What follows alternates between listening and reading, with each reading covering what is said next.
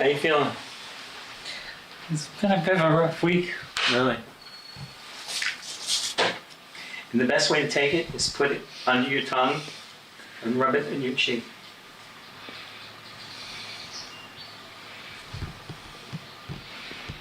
Don't do too much, you're going to be asleep all afternoon. You know what you should do? No, don't try to communicate, just relax. See what happens.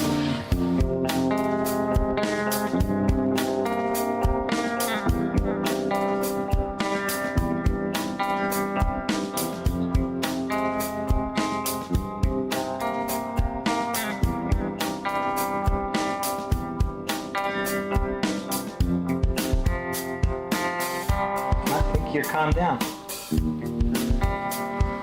So quickly. Isn't it amazing?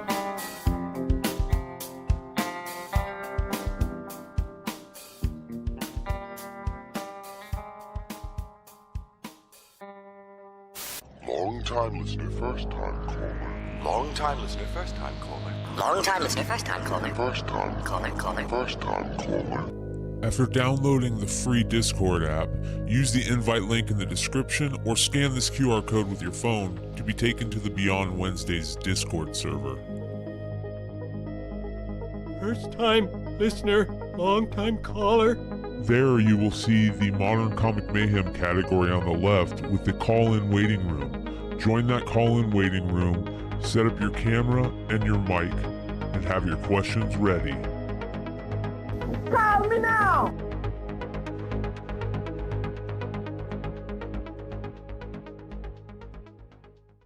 Hey guys, guess what I'm shooting with today?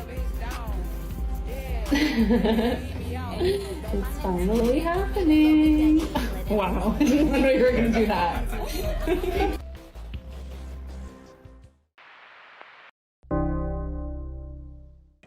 Because you don't need 20 friends. You just need 3 motherfuckers and you can take over a country. Okay, that's what we're confused as Americans. We think we need all these motherfuckers. You give me 3 bad motherfuckers and you're finished. You understand me? You're fucking finished because we got each other.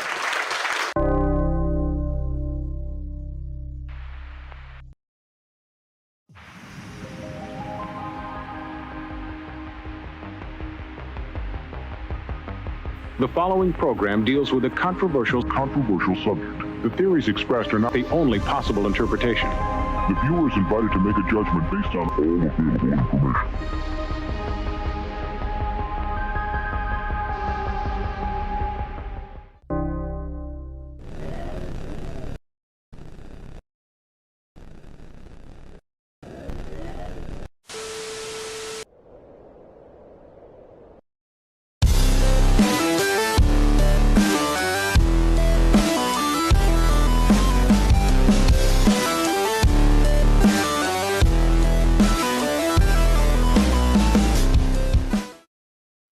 What a great show tonight, you guys. This is going to be a really chill, just a laid-back show tonight. We got a lot of fun stuff to talk about. Of course, you guys saw Bryan Parillo is going to come in and hang out with us for a little bit, which is going to be, just awesome. So that'll be happening soon. And we also have this bad boy right here. Look at this thing. Oh, nice. Yeah. That's from Europe, I believe. So you guys know that's the Cohen and Parillo variant box. Yeah, that's the one that I talked about that I ordered on IG, which is very interesting. It got here quick, dude. It got here really quick, which is nice. So I'm pretty stoked about that. What's going on, I'm gents? curious. We're all curious. Yeah. I slept all day today. Well, no, I woke up in the morning, I watched The Flash, and then I passed out. And now I'm back up awake after eating. Did you like it? The Flash? Yeah. I enjoyed Blue Beetle more than The Flash. So, but okay, so I was chatting with Josh while watching The Flash, and I was like, I don't know if I can finish it, and I decided to keep going, and then it got a lot better towards the last hour. I don't know why my background light isn't working very good, but you guys are gonna have to deal with it. So, thanks for hanging out, you guys. 77 live at the beginning of the show, and we got some interesting stuff to talk about tonight. But we're gonna wait on that for a second because I don't know if you guys got a chance to see Hot 10 last night. Yee was there. We for the almost 10, it was just a ton of great books that I know a ton of people added to their lists, right? But before the show, I had signed up for, you know how like retailers will have text lists? Well, I'd signed up for the Coffin Comics text list, right? And I get this text and I go check it out. And there's some books there that are available to buy. And I talked about it on the Hot 10. It was a gorgeous book that was just released. Just beautiful. I had to pick it up. So I had to show Stein it because I know Stein and Yee also loves chromium covers. So we geeked out over it. And Stein said something very interesting. He said, make sure when you have Bryan on to let him know, thank you for numbering his books the way he numbers his books, and that how for some of his books, he's been numbering his books for a long time, the print counts and stuff like that for the collector, right? And I wish Stein was here tonight because he could say it to himself. Yeah. How you doing, man? Good to see you. Doing great, guys. Thank you so much for having me on. Happy Saturday night. I hope all is well. Oh, yeah. Yes. Amen. Pre-showing just like the rest of us right here, right? So thank you for joining us. This is super cool for me. I've been a fan of yours for a long time, and one of the cool things that happened is I have this synchronicity thing that seems to happen a lot for me. And when I hit you up about coming on, I get a text from Jesse James Comics, and Jesse James Comics is holding this Evil Ernie #1. He goes, this just came in the door in a collection. I was looking pretty cherry. Yes, dude, big time.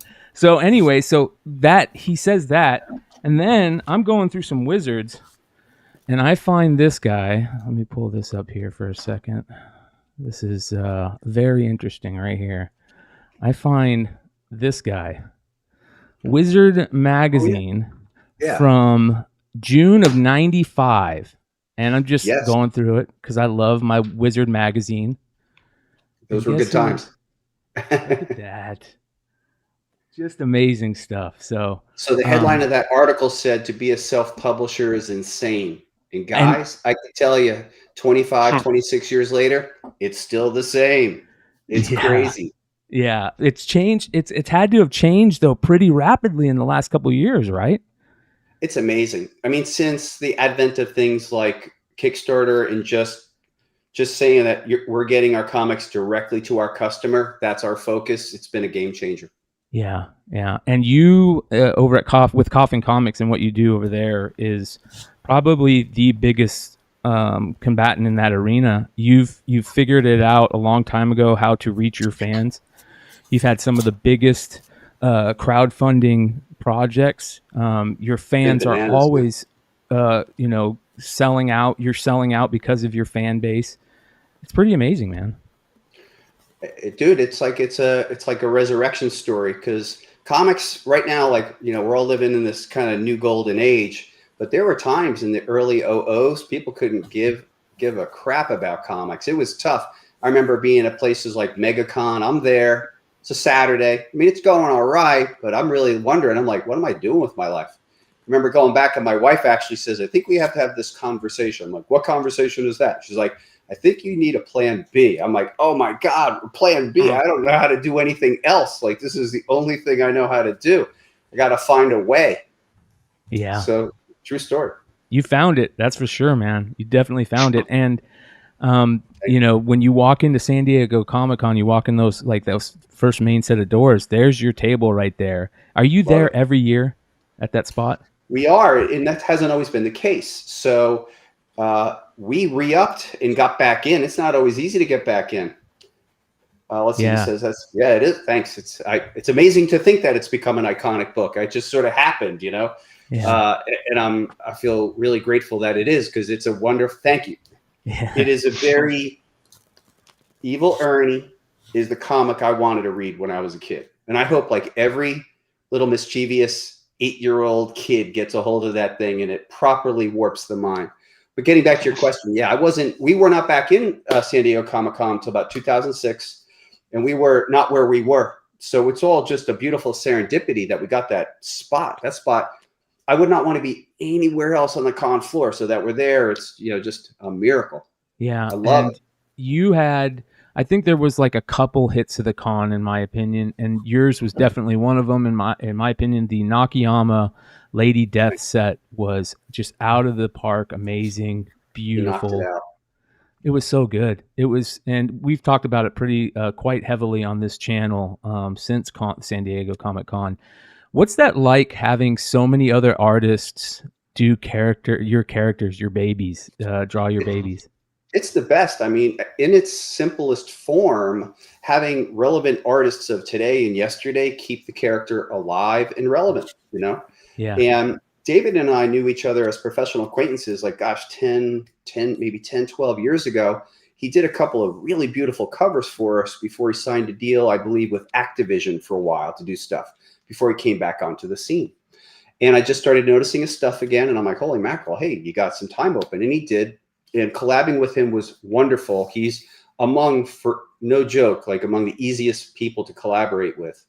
And my general approach with, you know, great quality pros like that is really simple. It's like, what do you want to do, man? You know, yeah. What do you want to do? So like you guys had name checked the Jenny Frisson. It's like, Bryan, what do you want? It's like, I don't know, Jenny, what do you want to do? Because usually if people want to play to their strength, or the character's been around for a while, so maybe they have an initial perception in their mind. And it'd be great to kind of draw that out. So that's usually my trick. It's like, what do you want to do? And what'll happen is I'll get some thumbnails of the general idea and then just cut a person loose. Yeah, that's awesome, man. Because yeah, that's great. That to me was the amazing part about last night, is, you know, getting that text and being able to go on there and see some of these books. What's it like having the technology like just at your behest right now to be able to do all this to reach your fans? Well, it is bananas on a lot of levels, whether it's from a marketing perspective, but even just making a comic book perspective. Like, please understand, like when I began making comic books, this was back in 92, 93. So it was very, very primitive back then. We actually would have to, we would get proofs, or where do I begin? I mean, things like original art had to travel throughout the world. We'd have these giant $40,000 a year FedEx bills. We would have the whole process of going to print was much different. We actually would have to output, film would have to be made, proofs, big physical proofs have to be made. It would cost thousands of dollars.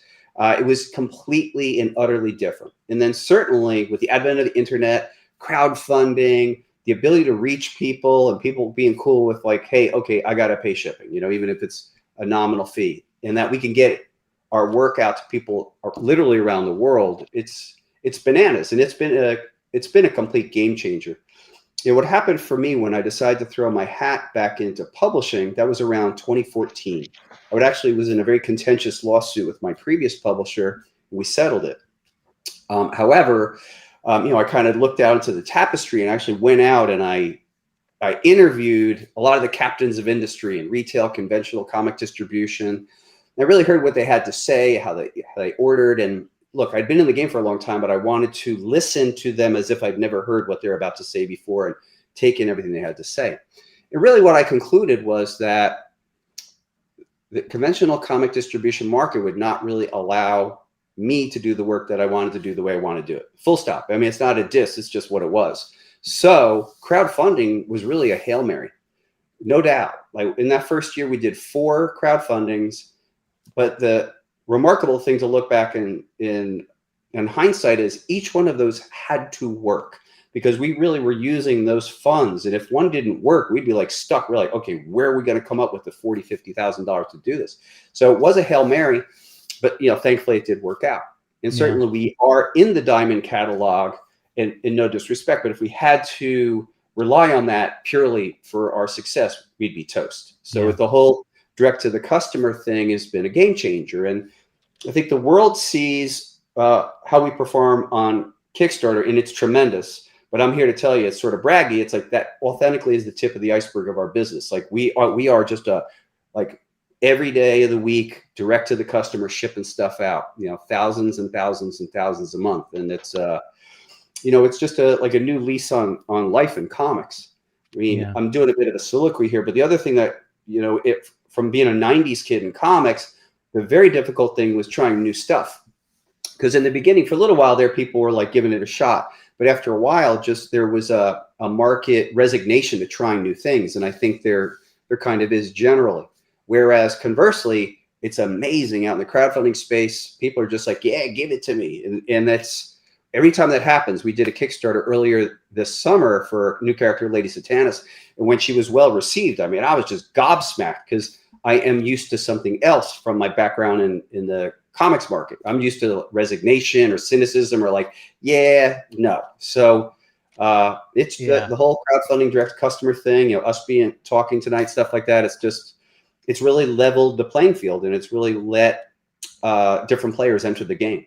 Yeah, I think that you kind of hit on it, but I think that a lot of people that are watching right now that are coming just from the especially the newer collector aspect, because there's been a lot of new collectors and a lot of new comic consumers in the last couple of years. No doubt. Bryan Parillo and his characters, but I don't think you realize how important he is to the comic industry and especially the independent publishers world. You've been doing this a long time, and you've been doing it well a long time, which is pretty damn amazing. I really think everybody I talk to, there's nobody that I've ever talked to, and your name has come up that hasn't literally said that, how important you are to that part of the industry. Well, thank you. It's nice to hear. I mean, maybe one of the odder things about how I do business is I never write press releases. I very rarely do press. Us talking is because we know folks. I really just wake up and I make comics every day. Yeah. Early on in the crowdfunding game, I did. I made some press releases. I put them out to the conventional comics news world, and there were zero pickups. So I just took that to mean, okay, they're not interested. That's fine. I'm just gonna like beast out towards my customer. That's it. And your fans, everything, man. Your customers are everything. It's the most important thing. This will be an odd analogy, but it's authentically how I look at it. I am a farmer, and I have a farm. And every day I mind the business of my farm.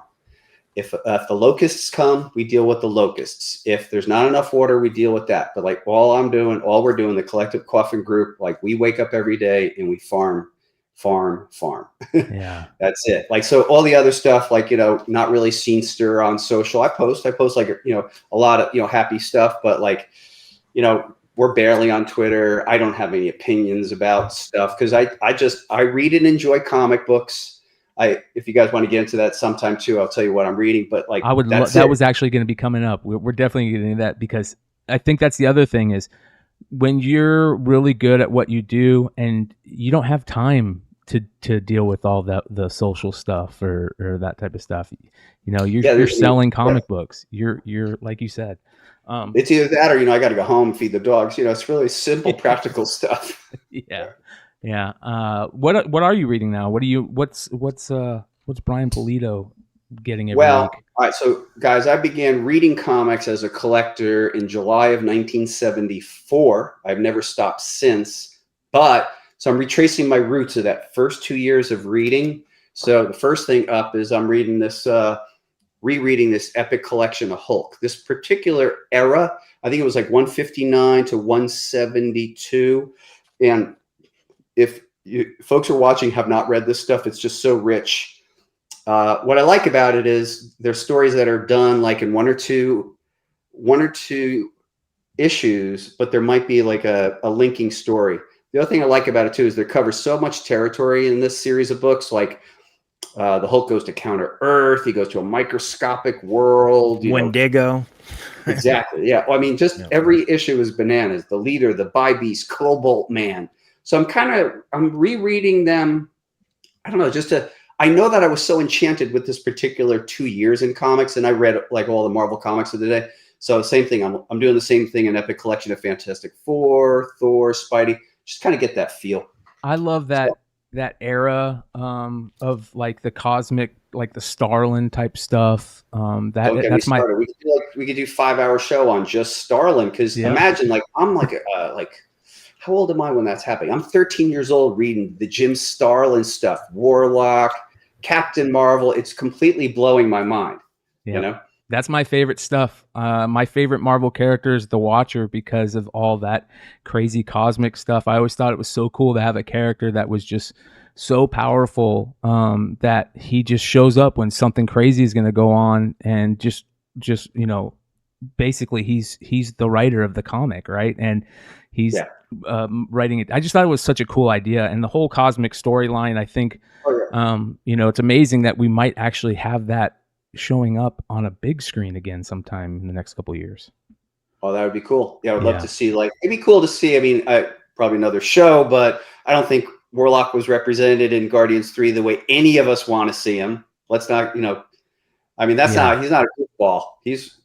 I think that there's a redemption story hopefully coming, though. You know what I mean? I hope something. That was not my Warlock. But anyway, that's, you got to keep all those things separate. The comics are the comics. I actually, to this day, like, the movies are fun and all, very enjoyable, but the comics really are kind of where it all kind of lives for me. Yeah. So a couple other things I'm reading, I'll tell you for fun. So Boom Studios, man, Ross Ritchie and his team, these guys put out some great books. And I read the first issue of this one, Behold Behemoth. Just picked it up recently and found it very evocative. These guys put out really good comics. And then, all right, so I'm a longtime Marvel guy, so I am reading this, and this is going to be my poo-poo of the week, where it's like, I don't know. Like, Jason Aaron just finished an insane run, which I adored. And I know, I'm not trying to shit talk this guy, but he's supposed to be a buzzy writer, but I'm like, all right, dude, this is like 10% of a comic book in 24 pages. Again, I'm that 70s kid where I'm used to like 1 to 3 issues tell everything. Think back, guys. Fantastic Four, 48, 49, and 50. That storyline wasn't even 3 issues. It was 2.5 issues. I think 48, like, they're finishing up some other story, and they began, the Galactus trilogy. But this one, I'll read it because, I'll suffer. But that didn't do it for me. And then the Trippy Comic Magazine of the Week picked up this Jack Kirby Spirit World. When Jack Kirby went from Marvel to DC in the early 70s, between 71 and 74, he did a lot of experimental stuff. So he did 2 magazines. Actually did 3. 2 of them got printed. This one, Spirit World, and another one called Days of the Mob. He actually did a third one that was only recently printed. It was called Soul Love. So it was a African-American based romance comic magazine. But let me show you some of the lunacy inside here, because Kirby is the king.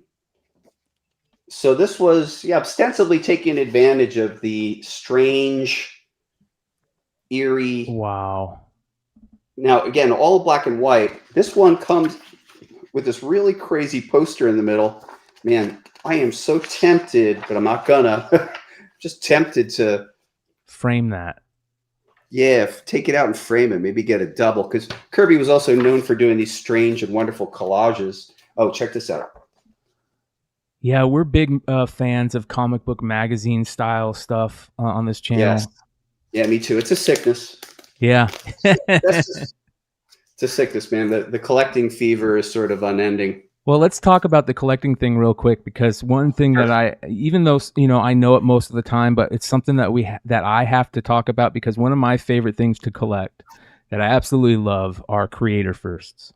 I love to find, as the collector and the fan of creators, I love to find creator first, those rare things, Oh, yeah. Maybe you wrote into a letter section as a kid, or, sent in a little, some art that you were doing and stuff like that. Do you have anything out there like that you can tell us about?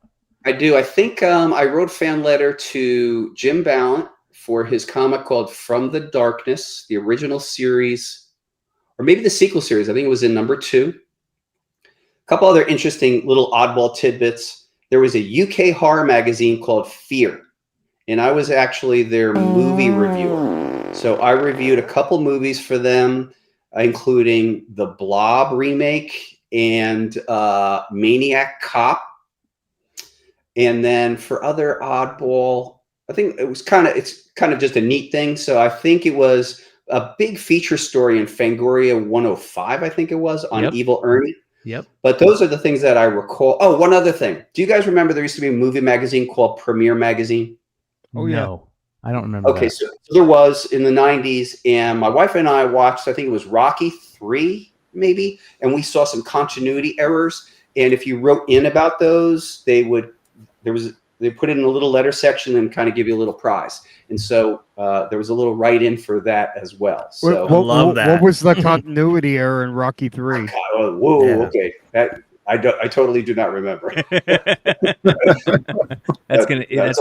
We're gonna have to go find that magazine because I remember when he was having flashbacks to the first fight with Clubber Lang, and Clubber hits him. You see the Olympic Apollo Creed shorts.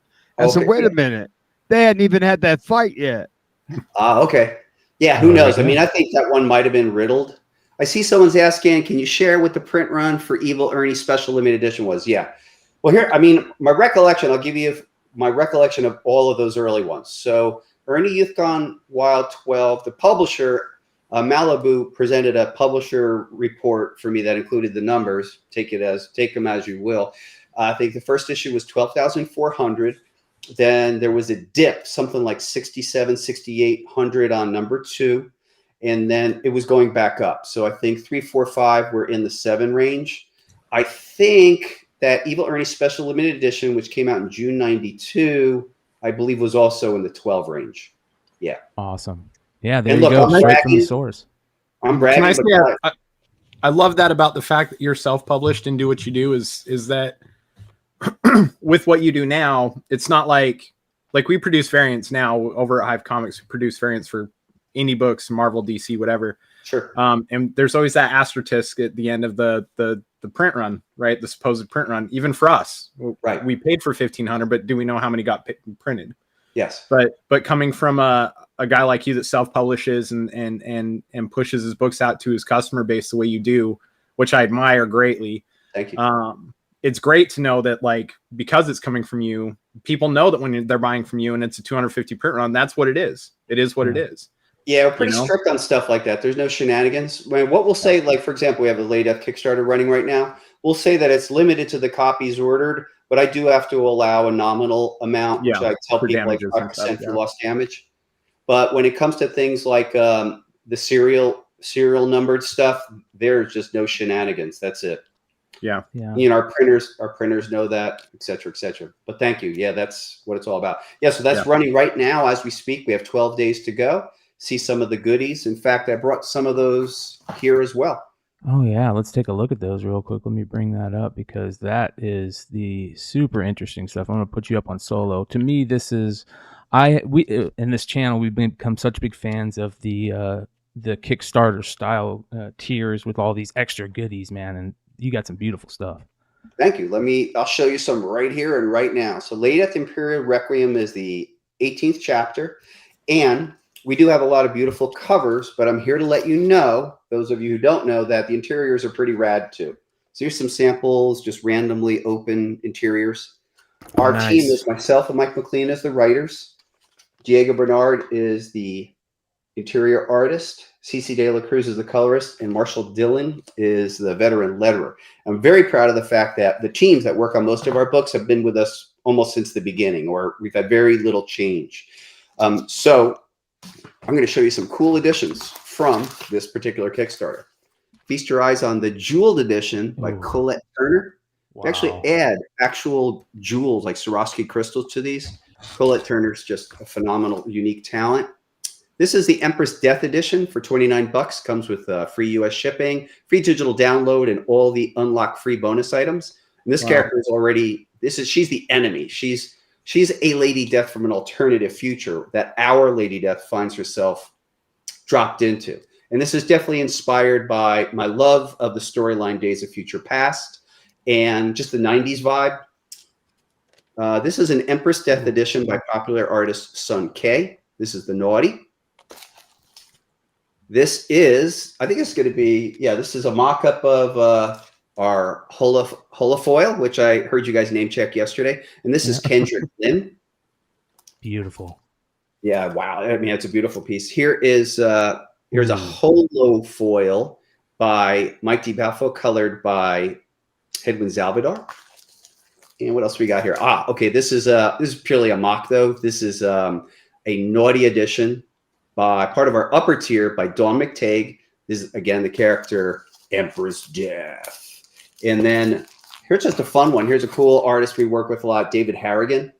So the theme and the vibe here, obviously, it's like cyber alternative future, which is also very different for us because Lady Death historically is rooted in medieval type tales, or she's in hell a lot. But I'm very pleased and gratified that the readers and fans have just come along for this wild ride where I just sort of take the character in a lot of different places. And that's super gratifying because, now we're here, it's selling great, but I got to tell you, I was holding my breath. I'm like, are people really willing to kind of go for this ride? I'm going to take Lady Death and put her in this kind of cyber future.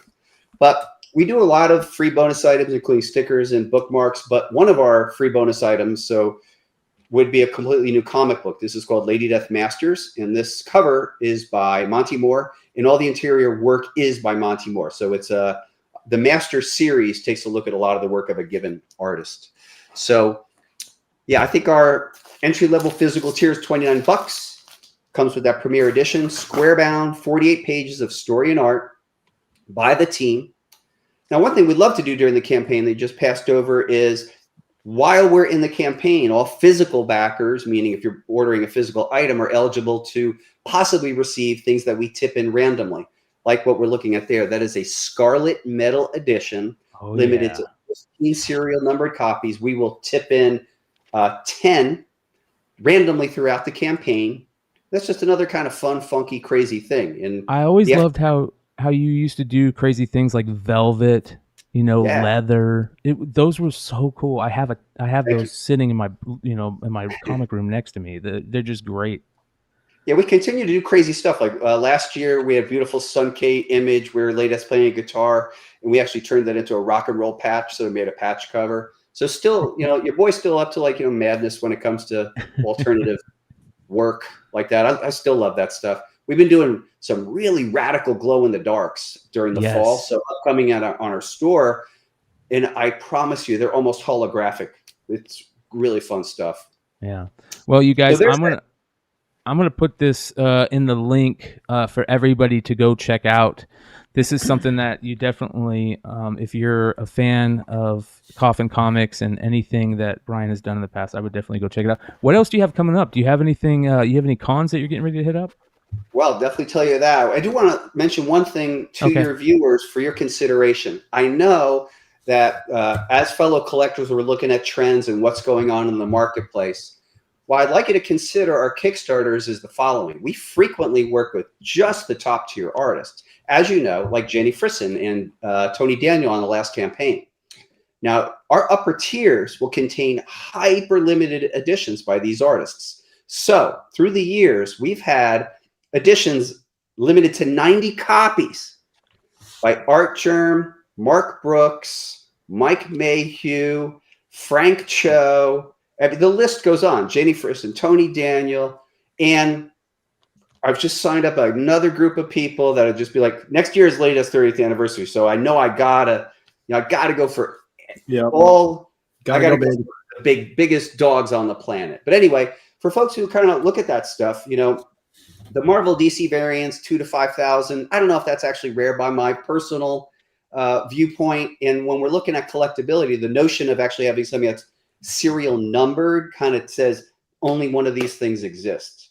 So in our case, let's say in that rare occasion where number 43 of an edition gets banged up, we'll either reprint it for the person or that number's retired. That's it. Like, we're not going back on it. That's it. So that's why we do the serial number, because that way it kind of helps perfect that. Sorry, go ahead, Mr. Parillo. There's somebody in the live chat who's asked this question multiple times. So I wanted to go ahead and do him the honor. Here it is. Any chance on a live action or animated Evil Ernie or Lady Death in the near future? I always think there's a chance. I will have a pretty fascinating and cool and exciting announcement right at the last week of September in terms of like big new cool wild things. I think they're in our lifetime. We're definitely going to see a Lady Death movie. Here's the challenge currently. In the current climate, Lady Death basically wears a bikini and wields a sword. When we have meetings with folks from Hollywood, they want to tamp it down. They want to mellow it out. And I can't really betray the longtime readers. And really not about, comics have been really great to me. So it's really not about the money. So I got to be really careful. So there hasn't been the right deal. And through the years, we've actually we've put together, they call it putting together a package. We've gotten together with Emmy Award winning writers and producers, known people, and they call it taking it out and letting the studios see it. But we haven't, for various reasons, to date, we really haven't had a real bite.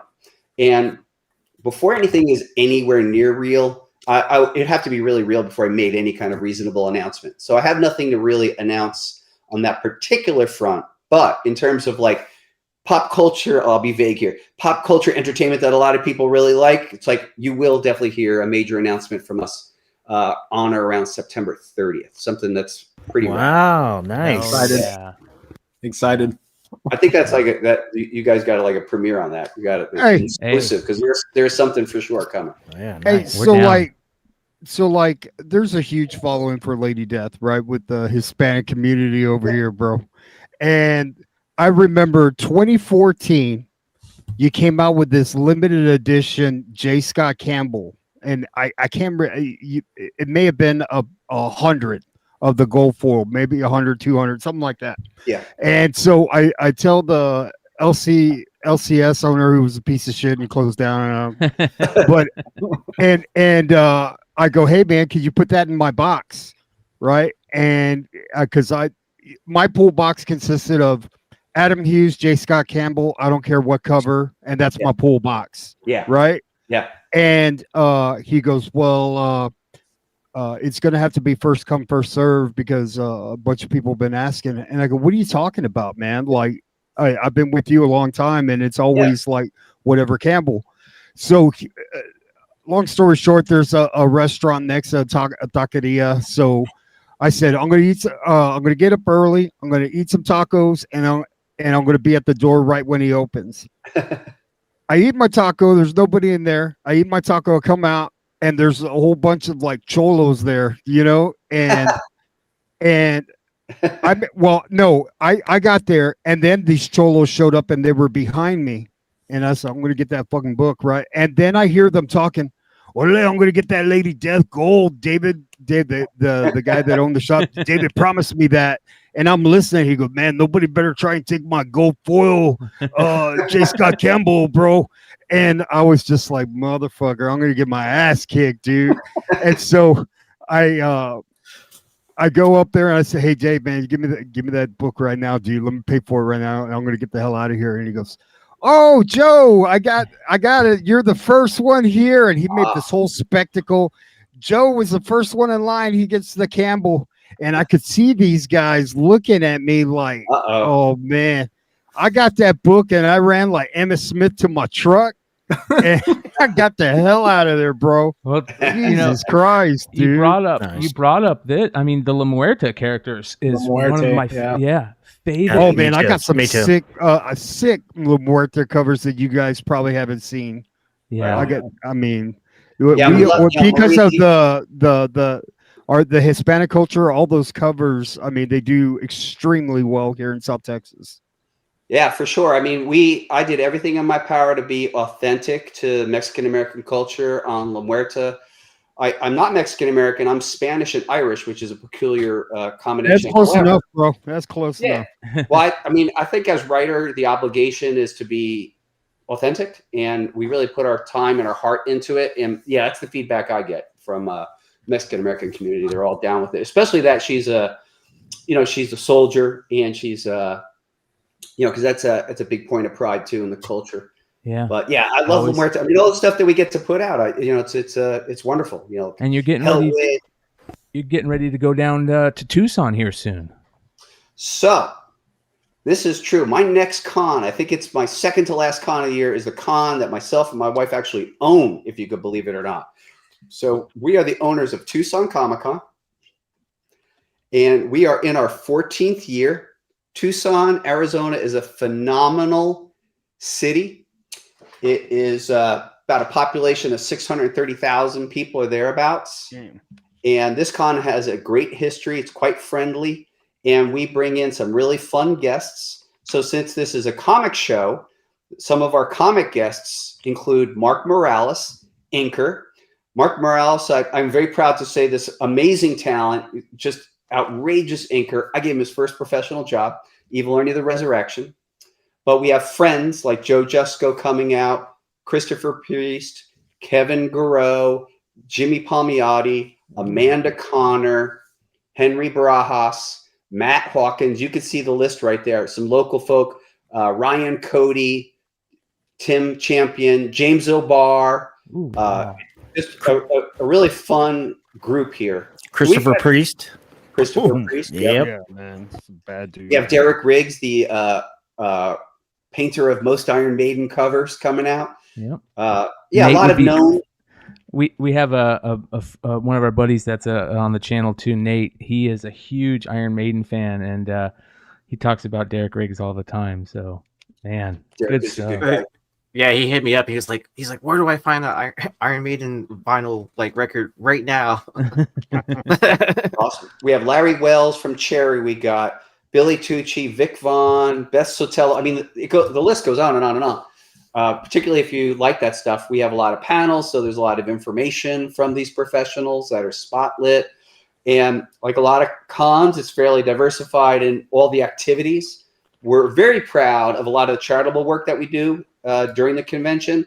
That includes a program called Little Heroes. So we get together with the local hospitals and military, and for kids who are challenged, whether it's any type of health challenge or physical challenge, we actually open the con up on Saturday morning an hour early. All the vendors come in, no one else is allowed in, and 300 lucky kids from the community get their own private con. And under normal circumstances, these children would never be able to do that for the various challenges that they're facing. So that's something that we are quite proud of. And Dustin Dial is on our board of advisors, longtime member of our staff, is the man who invented it, and it's just one of the many cool things I think that we do at the con. Necessary. Yeah, why not? I wish they did that at every con. That would be amazing. You'd be really surprised, guys, how much entertainment we pack in. Because some cons are just like, you're walking on a dealer floor and that's the lifeblood, but not us. I mean, we have like hundreds of hours of programming. We have a vital cosplay community. We have every single one of our cosplay groups, we task them with creating an experience. So by that, I mean, recreate the Bridge of the Enterprise, make a little vignette where people could try to pick up Thor's hammer. So there's a big interactive quality to the con. So if you happen to be in the tri-state area of Nevada, New Mexico, Texas, Arizona, come on down. And Coffin Comics will be in full effect also, as we usually are. So yeah, come on out. Mr. Parillo, I have a question for you. Yeah. So I've done some research. I've been a fan of yours since I've gotten back into comics. You've worked, when it comes to pop culture, you've worked with some pretty big names. World Wrestling Entertainment used to be WWF, but the one that really hits me besides Megadeth is Insane Clown Posse. Did you get to meet those guys and work with them? And if you did, how was that? Yeah, let me tell you the story because it's totally what you wouldn't expect. So this is the late 90s. One of the guys who worked for me, ICP, Stone Cold sent us a package out of nowhere. And I've been a long time Howard Stern listener, so I remember hearing the clowns, right? And so this guy on my staff at the time looked at the VHS and he's like, I don't know, man. There's these guys called Insane Clown Posse, and they're insane clowns and they're cursed. They got all these controversies. Like, I don't know if this is where the company needs to be. I'm like, give me that VHS. I got to see what's up. So I watched it. I thought it was phenomenal what they were about, and got in touch with the clowns. And it just happened that they were kind of coming out and playing Phoenix within honestly like 2 weeks of that call. So go to the show. By now I'm starting to understand the music and the culture and the vibe, Juggalos, Fago, et cetera, and go to the show, people throwing Fago all around. Go to meet the clowns afterwards. Now, in my mind, I'm lucky. Comics have been great to me, dude. I've met so many rock stars, hung out with rock stars. We could just do a show on just long nights with rock stars where you think you're going to get arrested. So I'm walking into the clown's bus, and I'm like, okay, this place is going to be buck wild. But it was not. These guys, I don't know who, Jay or whomever, but one guy was obsessive compulsive and utterly neat. So their tour bus, which was only those two guys, was 100 neat. Like every draw was perfect. And when we sat down to speak business, it was just completely on point. So we agreed that night and made a deal in no time and began all the work with ICP. And working with ICP was super smooth. We had actually done some action figures with them early on too. But the one thing I found funny is that, so we got along great. We're making all the stuff with the clowns. I thought they were great. Juggalo culture is phenomenal. I know people on the outside don't get it, but since I'm from outsider culture myself, it totally made sense to me. So at that time when like new issues of ICP would come out, people, Juggalos, like by the carloads, would come to Coffin Comics headquarters and get the books from us there. They'd have like trunks of Fago in the back. There was just like nothing but love, you know. Everyone was great. Yeah. But what I would say was pretty funny is anytime we had like a little problem, it might be like a grade Z problem in whatever we're doing together. Their manager, and I don't know who their manager is now, would call up, and their manager must have been like a former gang member because he would come down like a ton of bricks on everything. It was so hard. I mean, I knew it was totally serious for him, but it was so hard to take it seriously. It's like, I'd be like, dude, we could fix this. I don't understand where you're coming from. And at a point, like there was one guy in our business in the company who could talk him off the ledge every time. And I'm like, Adam, you got to talk to this guy. Cause I mean, it's just something we can fix. It's not a big deal. He doesn't have to come at us like, yeah, we're going to come and straighten this shit out and all this stuff. I'm like, it's just a part of business. Sometimes you make these little, nothing, dreaded, but it's like these little tiny, I don't know, let's say for the sake of the conversation, a balloon is off. And it's like he's coming down like, we're going to come in packing. I'm like, totally unnecessary. We're going to fix the balloon. So anyway, the clowns were great. The management, that guy was a little high strung, but it all really worked out in the end. It was a fun collaboration, I thought. Well, we could sit here, like you said, and get stories galore, but I want to save some of these stories to bring you back on. And I can't wait to do more shows and all kinds of stuff. I got a question. Lay it on me. So, did you ever do any artwork on any skateboards for any of these skateboarders? Yeah, we did. So Kyle Holtz did some cool monster art from us, and I think that was turned into like 2 or 3 skateboards by the brand Creature. Very cool.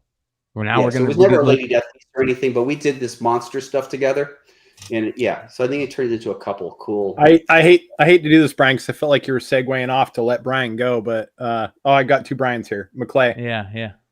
But Mr. Parillo, I've got to ask you, man, as a huge art fan and a huge fan of your work, I've got to ask about those pieces behind your shoulders. Thanks for asking, dude. You are looking at the real thing. So behind me is the cover of Evil Ernie #1, painted by Eric Mache. Wow. And to on the opposite end, that is the cover of Chaos Quarterly #1 by Julie Bell. And then just kind of. Shit. Okay. The list goes on. Let's see. Mike. My God, dude. Roberta, Diego Bernard, Stephen Butler, Stephen Hughes, Diego Bernard, and kind of that's how it kind of goes. It's like all the way around. Yeah. Oh, it's beautiful. That's fantastic. Well, thank you. We know now that we're gonna have to have you on when we do our original art shows too. So, man, that's a chamber, bro. That's not a man cave. That's a chamber, bro. Yeah. Dude, and I mean, this is crazy. This is awesome. Yeah, I'm talking to you guys from the home office where I write, but HQ is just a whole nother thing. There's like 1,000 artifacts on display without an exaggeration. Well, I love how you rep Arizona and Phoenix in the way you do, and I live out here also. I never thought I would stay here. When growing up here, I always said I'm gonna get the hell out of here. It's too damn hot. And I got to that age where I could get the hell out of here, and I go, this is home. This is home, and I love it here, man. So I appreciate that. I feel the exact same way. Well, especially for all the people that are in this area out here in the Southwest, make sure you get a chance to go out to Tucson for Tucson Comic Con. It's coming up Labor Day weekend. It's going to be a lot of fun, and I know we got a lot of people that watch the show that are going to try to get out there for sure. And Bryan, I appreciate it, man, and thank you so much for coming on, and thank you for everything that you've done. And we'll get you on here again. I'm gonna bug you and get you on here again. Well, guys, thank you so much for speaking on Saturday night. Appreciate your guys' time. I hope you have a good time, and I'm sure we'll talk sooner rather than later. Thank you, brother. Talk to you soon. Thank you, man. Yeah, thank you. That was dope, dude. That was awesome, dude. That's it was pretty iconic. Yeah, bad man right there, man. Dude, Richie, this is some of the stuff, some of the covers. Look at that. Look at this cover. Dude, right I here, remember that shit, dude. Oh, yeah. Some news too. That stuff is wicked, man. Mm-hmm. Yeah.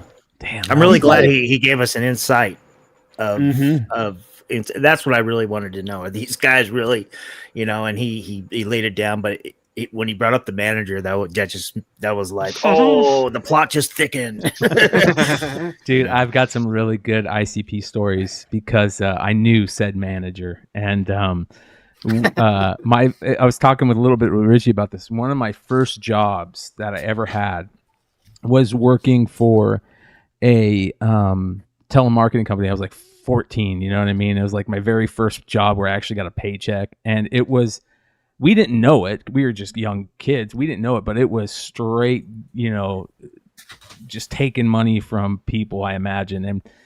And the manager was friends with the people that ran that place. So we would get all the ICP stuff right as it was coming out, and they would play it in the telephone rooms, and we would hear all those old school. So ICP was a big part of me growing up. So it was really cool to hear that. So great questions, all you guys, man. Great beginning of the show. I want to say thank you for everybody that's out there. We got 108 watching live right now. Hit those thumbs up, you guys.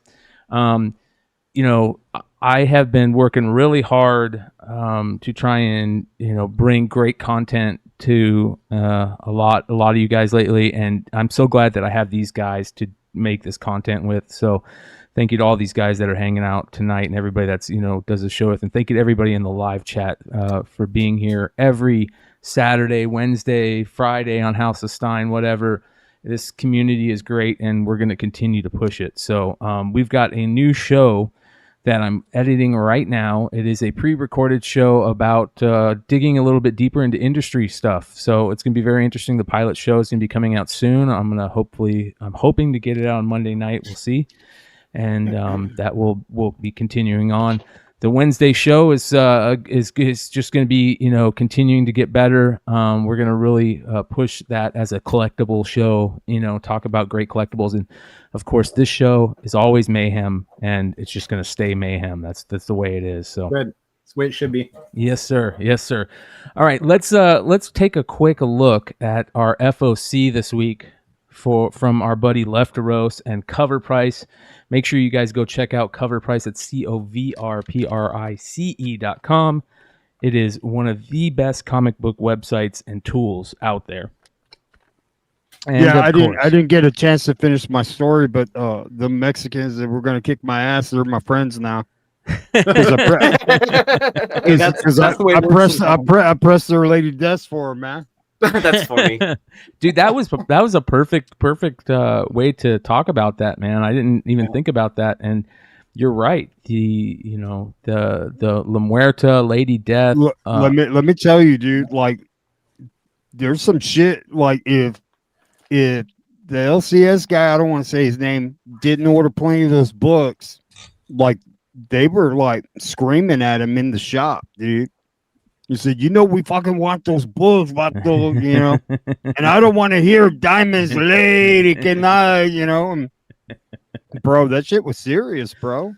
Yeah, sometimes Dude, real quick, and I didn't want to tell this story because I don't want to take up the time, but like it was 2018 or 2019. I think it was my first San Diego, and I'd gone there with like a list of books to pick up for people. Like, hey, if you can grab this for me, make $25 on the side, picking up per book, picking shit up for people. And I had a dude, it was like, hey, you can grab me these 3 books from Coffin Comics. I'm like, sure. I never heard of Coffin Comics. I knew who Parillo was. Like, Lady Death was around my house all the fucking time growing up, but I didn't know who Coffin Comics was, right? So I'm like, sure, not a problem. So I get there in the morning. The first thing I do is I hit like 2 busy booths. I know they're going to be busy, so I hit them first. And then I'm like, okay, I'm going to hit this Coffin Comics booth. It's over back here in the corner, or whatever. I get over there and there's a line of like 60 motherfuckers, and I'm like, what is going on here? Yeah. So I go through the line, and Bryan's sitting there chit chatting everybody, right? And so the line takes forever, right? Which I've learned to love, but in that moment, I'm like, what the hell is this? And I get up there. And, because his line goes from his table and then down a wall. As I get right up to where his table is, I'm like, oh, this is the motherfucker that made Lady Death.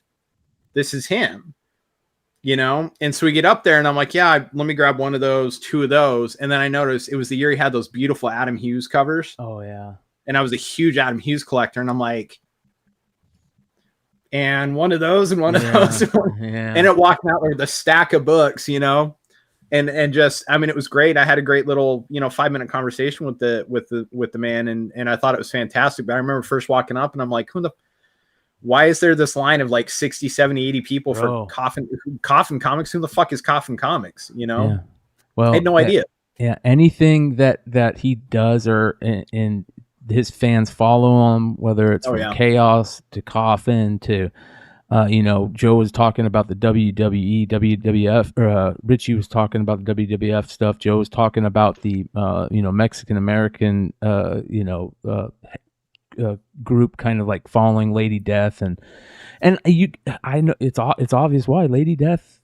She looks, I knew he did skateboards, bro. I knew it. I just kind of felt because. But I thought he did some work for John Lucero. You remember that iconic one where the demons busting out of the gate? You remember that? Mm-hmm. I thought that was his stuff for the longest time. So I guess it's not. And Creature Skateboards, those are pretty recent, I want to say. Oh, it is. I'm sure we'll be getting some pictures of them sent to us on social media after the show. If you guys have any of those Creature Skateboards or any cool Coffin Comics, Chaos, Lady Death, Evil Ernie, See, I thought he did stuff in the early 90s, but oh well. No. Well, you mean on skateboards, yeah. Uh-huh. Yeah. Well, one of these days, I'm going to get him to talk about Stephen Hughes and the amazing artist, and Bryan was close to him. Stephen never gets the love that, like, he was a bad motherfucker, man. Yeah. Yep. So, all right, let's get into some newer stuff. If you guys saw the thumbnail, you guys saw that Nicolas Cage as Superman is coming. FOC this week. Right? Yeah. Shout out to Left Roast Comics. Let's get into it. Starting off, we got Action Comics number 1057-1057. This is the cover A right here. First full appearance of Nora Stone. It says that before Night Terrors, Philip K. Johnson introduced us to a new villain with a brief cameo. This issue is slated to answer the question, who is Nora Stone? So a lot of DC books in this week's FOC picks by Lefteros. So we'll get into the next one. Of course, Batman, Superman, World's Finest, number 19. This is cover C, the Nicolas Cage cover. And yeah, that's all you need to say. I mean, throw Nicolas Cage in. How much do you think that book's going to be going for, bro, on the secondary? I think it might. I mean, is it going to. You remember the Paul McCartney Superman book or whatever book? I think that maybe could see some sales like that. Who knows? I think it's such a stupid cover, it won't be over ordered. Yeah. Normally, I would say a book like this is going to be over ordered, but I don't think it'll be over ordered. Yeah. But the If they difference would with have done it with his long hair, with the like from the movie that never got made, yeah, I think Yes. maybe that would have been like the Tim Burton movie. I agree. I just think they missed an opportunity. You know. I agree. Is this cardstock open to order? And It's- is there an incentive like a Virgin of this as well? I think it might be card stock, but I'm not sure. But what Lefteros wrote on here is artist Dan Mora is bringing us Nicolas Cage cover featuring him looking like a Superman and Batman mashup. This one is a must-have for Cage fans like me. But also, like, the difference with the Paul McCartney one, that art wasn't revealed until after FOC. Yeah, I remember it. Yep. Yeah, that's true. Next, Cyborg number 3. This is cover A. Says first comic book appearance of Atlas from the Teen Titans animated series. So you guys know how important Teen Titans animated series characters are, especially the ones that were created for the shows that are showing up now. That what was that one? Red? Was it Red? What was that? Oh yeah. Yeah. Red X or whatever. Yeah, Red X. right? Yeah. Yeah, Red X. Oh yeah, we all went crazy guessing who it was. Yeah, because that would have been a great play, man. That would have been a great play. They messed Drop up the big time on ball. that. Yeah. But yeah. So he says, I'm really enjoying all these animated series characters being ported into mainline continuity. This time it's Atlas, who some of you may know from the Teen Titans animated series. It's a pretty decent cover right there. I'll say that. Yeah, Edwin I agree. Galman cover. So, all right, another DC book, Flash number 1. This is actually very interesting to me. I took a pretty long peek at the interiors of this book, and it's interesting. Flash number 1. This is cover A by Mike Deodato Jr. This has got the first cameo appearance of the Stillness. Now, here's why this is interesting. This is going to be a horror-based series. Lefteros says the solicitation for the second issue mentions the Stillness. I read the first issue and it appears like Cy Spurrier snuck in his first cameo appearance in this one. Cy Spurrier is writing this as a horror type, in the vein of Swamp Thing or the Hulk. What was the Hulk book that what's his name did? Immortal Hulk. Immortal Hulk. Yep. No. Yep. Really? So, which is very interesting. I love those those are my favorite type of stories. I'm a huge Dead Man fan, and I like the horror aspects of a lot of this stuff. And it'll be interesting. The dark to see. twist. Yeah, the dark twist. I love that. Yeah. So Flash as a dark twist thing will be very interesting, and it's got art by Mike Deodato in the inside, which is amazing all the time. So, very, very cool. All right, next. More DC, Superman number 6. This is cover A by Jamal Campbell. First appearance of The Chained. This will mark the first appearance of The Chained. I love all these exciting Superman books on FOC this week. Writers like Joshua Williamson have been doing a great job with the Man of Steel lately, is what Lefteros says. And this isn't it's a decent design cover, but something about it is off to me, but I like the design of it for sure. There was a lot of talk on this book, like this is going to be a big deal, like the character, the Chained. Yeah, it's a good cover. That might be something just to scoop up, just because you never know. Just pick up one book, Yeah, I'm not telling anybody to go buy a whole bunch. Just get one. Yep. And then moving on, another DC book, Wonder Woman number 1. This is cover A. First appearance of Sovereign, an introduction into the Lasso of Lies, a story by Tom King. Tom King is one of those writers that you love him or hate him sometimes, and it'll be interesting. The Lasso of Lies? That's awesome, bro. I know, but I'm not a Wonder Woman reader, man. I tried to read Wonder Woman back in the day when they were doing like Infinite Crisis and stuff, and they had those cool crossovers with her and Superman where they're trying to like make them like a couple. And I can't read Wonder Woman stories. Yeah, and you're a DC guy. And I am a DC guy, yeah. Yeah. No, but Left Row says on this one, what Tom King did at the end of this issue is just too cool. We are briefly introduced to a new character with an interesting backstory called Sovereign, who wields the lasso of lies. So it sounds like an opposite version of Wonder Woman. Right. There's supposed to be a second new kind of character. cheesy. You're right, Josh. That is cheesy. There's supposed to be a second. Right. Yeah. I think that's no offense, but it sounds like lazy writing. But whatever. Yeah. Supposed to be a new character called Amelie, another Amazon. Yeah. So. Next, this is the big one for a lot of people. Look who's back. Guess who's back? See, I hear Rock Him I hear Rock Him in my head right now.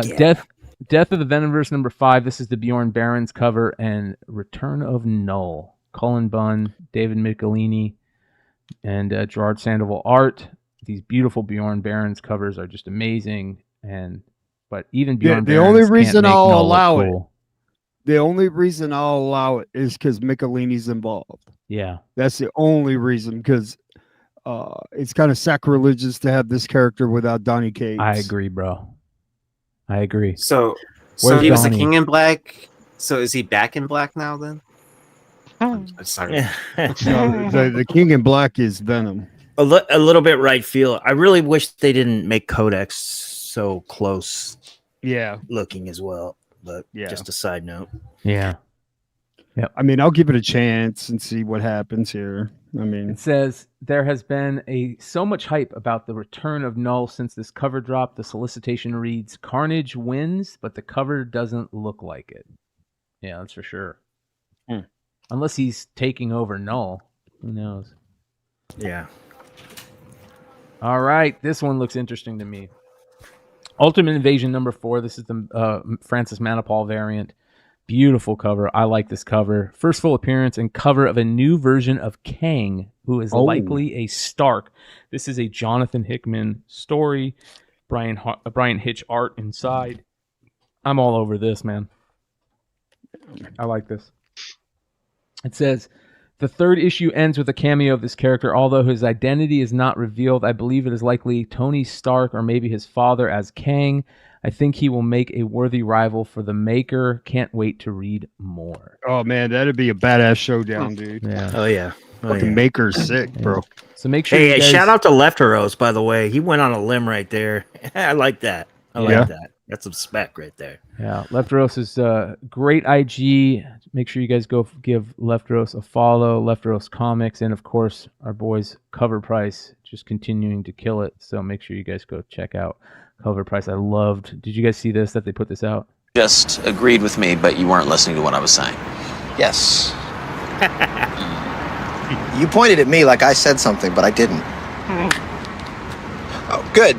Charlie, having somebody making wild decisions that make no sense, that benefits nobody. Oh, yes. Right, yes. Is he listening to it? I can't tell. He's listening. He's not understanding. Yeah, he doesn't even get us, man. We're talking about you.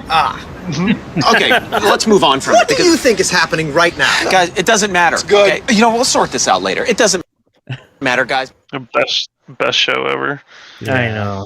I So love good. that show, dude. My brother turned me on to that show. That's a I can't good wait to show you what I got from pickups. So, So that's good shit. All right. I have a box to open, and I don't know if I have. I think I have to run down and get a blade. So I'm gonna run down and get a blade. I'll be right back. If you want to go, we can start pickups real quick. Does anybody want to start pickups, and I'll end Yeah. pickups with this box? We'll start with Aaron. All right. Sounds good. okay. Sweet.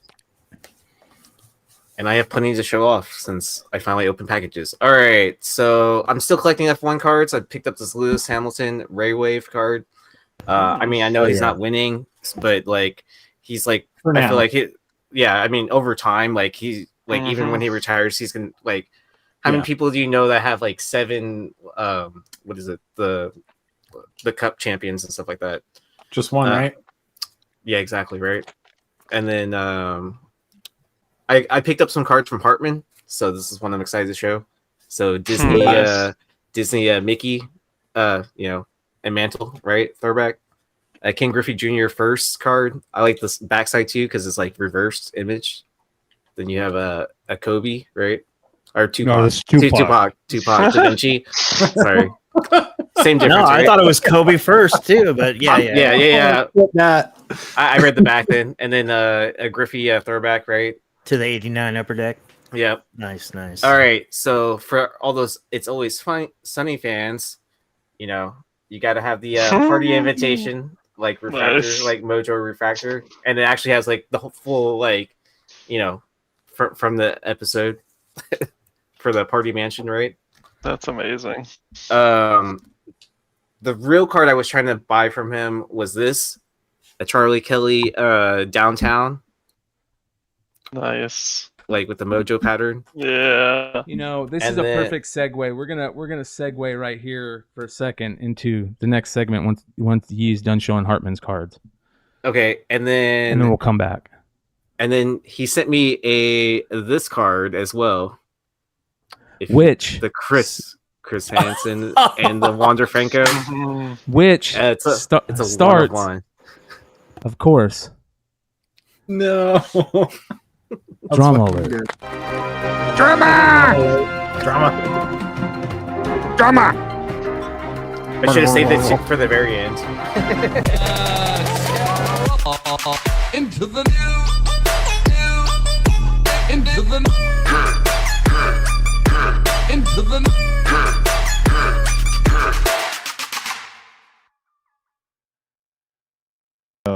Spawn 306s, man. No, What are you talking about? nobody picked any yet. I got the #1 drama alert card on here. It's a Yeah, one. I told all you motherfuckers, right, that are listening and that were talking shit to me. I told Is it? you. I haven't heard. Is it recent news? Is it Dude. dropped? Oh, bro, look at eBay sales on that Spawn 306. It's gonna trip. Didn't you 306 out. come out like last year? This is the NetherRealms one that was supposedly like super low print or whatever, Yeah. limited to like 50 to 100 or whatever. But now the market's being flooded with them. Oh, bro, yeah, all lies. Jesus. All lies. Wait until you see the sales. Just the sales. There's only supposed to be 50 to 100 of these, James, and they got found out that they kept them all and they were giving them away. Wait. You mean to tell me a publisher lied about print runs? What? Exactly. Look at this. Jeez. $400, $800, 400, like it's just 400, 400, 400, 400. One dude did a video on IG. Let me see if I can find it here. Hold on. He did a video on IG where he like I think that he like kind of bragged about it, right? Didn't he say, you know, this is what really is going on or something along those lines? Was that You what talking it about the was? guy that sold all these? Yeah, no, was it the same guy? Oh, I don't know. I know one guy posted the video that dumped all these. He had like Yeah. 100 copies. Bucks versus Books. Bucky's. Bucks versus Books. Yes, this guy right here. Check this out. Actually give you real transparency on Spawn 306. I own 1/6 of the run. I made a deal about a month and a half ago, and I have 71 listings up on eBay today. You guys can do the math. That's kind of what the run is right there. All of these books are up under Bucky's Books, one word, on eBay. 99-cent auction. They range from fine to near mint. In fact, these are all near mint copies right here. And I got 9 9/8 out of what I called near mint. So some grading opportunities there. I hope you guys show up. Maybe get. So here's the problem. Didn't he start this off by saying complete transparency? Where's the transparency? Yeah. You're just saying you got a bunch of them. I don't know this guy. I don't know Bucky's Book, so he could be a good dude. I don't want it to sound like he's a bad dude, but that's why when this story really started to hit and we first talked about it, I put that thing out saying, if you owned a bunch of these books, would you sell them right now? To me, selling these is like selling the Wanderer cards right now. It just feels a little like, ugh, gross. Close like tummy. you're just, I don't know, man. Look at this. He might be killing. If he's selling them, listen, if he's selling them, he's starting them all at 99 cents. Buyer beware, but Yeah, I don't know. And he made a shit ton of money that day. I'll tell you that. I'm sure he did. Yeah. Yeah, man. That's I don't know, man. I'm out skis on that. But yeah, this book went crazy. Lost a ton of value. Just absolutely ridiculous. But we also have the same thing going on in the sports card world. And you guys just saw, not only do we, I've talked about the Wander Franco stuff before. That really hurt as in a pocketbook hurt, right? I mean, I don't care about Wander Franco, the person, at all. Like, I could care less about Wander Franco. But the other thing is the fact that a lot of people had Wander Franco cards, and I had a ton of them, and now it's this losing, I don't know, 20K, 20 to 30K on the amount of money that I was getting ready. Like, I literally went through all my first Bowman Mojos, wiped them down, put them in card saver ones, put them in brand new penny sleeves, put them together in a band with rubber bands and a package to send out to PSA to get graded because he's been playing so well, right? And a week, like 4 or 5 days before the news hits, and I was like, you got to be kidding me, man. Yeah, Wookie Fodder says, geez, yeah. So anyways, you guys saw the Hartman cards thing. We talked about the Hartman cards thing. Shout out to Hartman. Let me go find that real quick. Did you hear what the Bucky said? He goes, I bought 1/6 of the print run. Yep. So, and how many did he buy? Well, I had heard a month ago when he bought them that he bought like 300. Yeah. Well, yeah, it's rough. So it's like a 2,000 print run then. Yeah. Yeah. Like a standard print run? Is that what standard for image is? No, actually standard for image is 500. Okay. So shout out to our boy. Well, I mean, certain projects are 1,000. A lot of Spawn projects have been historically 1,000, depending on what the book is. Shout out to our boy Cartier West, aka Hartman, who this card, as soon as he heard the news, he made this card. A bunch of people tried to copy the card and say they made one, but this was the first, and he even got a shout out from Sports Card Radio on IG, which is really cool. But today, Sports Card Radio, shout out to Sports Card Radio, you guys. Make sure you guys follow Sports Card Radio on all the social medias, on YouTube. They are one of the best things about the sports card hobby. People complain about Drama Alert, and we always say, just don't do something stupid and don't show up on Drama Alert. And that's what the Sports Card Radio boys are doing. They're just like, they're calling out the bullshit that's going on out there, and they're not trying to be dicks about it. They're just calling out the bullshit. And this was their video today. Of course, they talked a little bit about the Shohei issue, but watch this. They're Otani cards. I'm Chris Hansen. No, you're not. Yes, I am. No, you're not. Yes, I am. It doesn't matter when you bought Wander Franco cards. They are down huge the last few weeks, and specifically the last week, as realization has set in that Franco could be in deep trouble. Look at that, dude. Are you kidding me? That's awesome. All right. Yeah, awesome. Dude. So shout out to Sports Card Radio. Man, love these guys, dude. They're one of my... I'm going to be getting...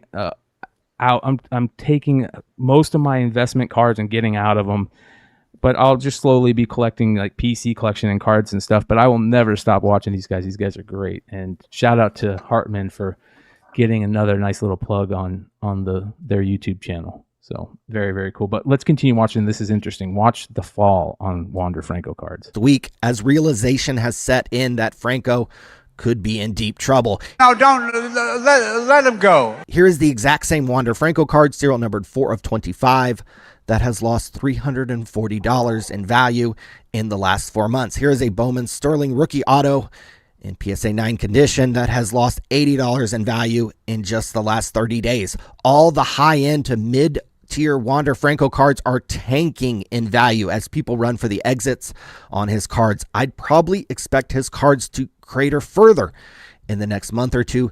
They will hit a floor, believe it or not. They actually aren't worth $0, even under the worst case scenarios. But you could see a scenario, for example, where this Bowman Sterling PSA 9 is around $5 to $10. I do buy a lot of low-end cheap graded cards, believe it or not. So I could see his cards eventually getting to that point, especially if he never plays another MLB baseball game, as has been reported. So Franco cards have another drop or two ahead of them before finding a floor. And would you guys buy in on Richie? Would you buy in on a floor on Wander Franco cards at this point? I honestly, like, I'm so disgusted with him right now. I can't believe he fucking did this to all of his fans too. Like, I'm so pissed. Forget cards. Like, what were you thinking, bro? Like, everybody has a camera and a mic. Duh. But I mean, he's got a good point. I mean, you know, from an investor's point of view, because we don't know the whole other side of it, and there's so many different stories coming in. Low end graded card to be something that I have to think about. I mean, $5-10, you know, it might be something you keep in your PC and tell a story about. I don't know, but probably you not. know, what if, and there's probably a 5% chance. What if all of this isn't true, or it just MLB investigates it? Doesn't matter. He will always be tainted. The only thing that keeps Kobe Bryant from being tainted about his lawsuit thing that he went through is because he passed away. I hate to say that because it's unfair, but no, I thought life that world is unfair. You know? I thought Kobe got a pass because the girl's panties had about 6 different DNA sperm on her panties. Yeah. Well, so you know what I'm saying? Is that true? You know what I'm saying? Right or wrong. Yeah. I didn't know that. I didn't know that. Even if he didn't do it, the stench of being a kid diddler might, you know, last with him. And that's the problem with social media today and trying to cancel people and all that stuff. It's a bummer, but he'll never get over that, even if he's, you know.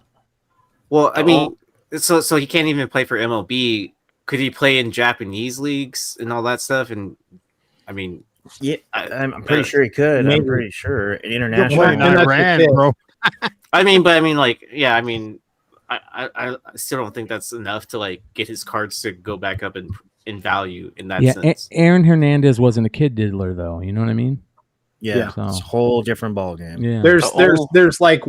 There's you could murder somebody and go play in the NFL 10 years later, allegedly murder somebody. Yeah. And people would forget about it the second you scored your 10th Ray touchdown. Lewis, yeah. At the end of the day, here's the thing though. There's one thing that's unforgivable by everybody, right? It's children. And that's that. So but let's not forget how this got out there. Yeah. She was extorting him. Yes. Exactly. Yeah. Right. Wanted money. He wasn't going to give her any money. Yeah. And she came out with this story.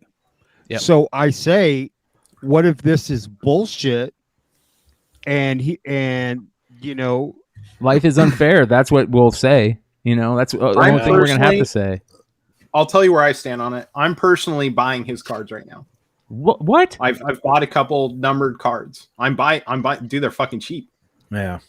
The only card I'll sell you some. Hit me up afterwards. if it comes out that that this is all true, I'll be the guy burning them live here on your channel. Okay. You know what I mean? Okay. Like, I'm because I'm on where Red Hood's at. So like, you got to look at where the information's coming from. And absolutely, because that's how. Think about it. Always remember, the bigger the lie, the more people will believe it. Yeah. Right. Right. That was something like said by some crazy dictator a long time ago. But if you think about it, like if I told you guys, hey man, did you hear what Josh did? Nah, man, he shot a couple of people up at Walgreens, dude. I believe it. Yeah, dude, no bail, no bond, nothing. Is that nice? Right? And you guys would be, no way, yeah, dude. That's why he's sitting here right now. I talked to his girl, and she like had to calm her down. It's been bad. It's bad. You know what I mean? You guys would think, man, fucking Josh, what made him snap? right? Did a foreign book come in torn that he had ordered? You know, but I'm saying like the bigger the lie, the more people. So like we haven't even had this investigation 100%, and we're getting little bits and pieces of things. So if those cards go down that much, it's not really a risk to spend 50 bucks on a card that was selling for 800. Dude, they have. I was looking at numbered cards to 15, like crazy ass cards that not more than 4 months ago were going for $500, $600, $700. PSA 10s and 9s. Yeah. Sub $50. Sub $50. Do you know what card hasn't gone down? What? Solo Wookie, if Red Hood doesn't press 25 of my comics, he touched me. Yeah. What card hasn't gone down? The only card that I would buy of his, and the only card that hasn't gone down in value, is that youth invasion card. Yeah. Well, I think the thing with Wander is he is such a big personality. It's not like we're talking about Tommy Edmond here. Or even Mason Wynn, or talking about one of the top players in the league. Not only these guys are top prospects coming into the league, like an Anthony Volpe stuff, yeah, but they don't have the personality that Wander had. They didn't have the resume that he had coming in. Yeah, he was signed for $4.8 million at 16 years old. You guys, out of the Dominican Republic by Tampa Bay. Exactly, and then you had the whole drama about him being kind of like not a punk, headache, but kind of a headache, like a cancer in the locker room. Then you got a guy like Big Papi that's coming in the public and putting his reputation on the line, saying that this guy's a good kid. And Big Papi's a huge personality.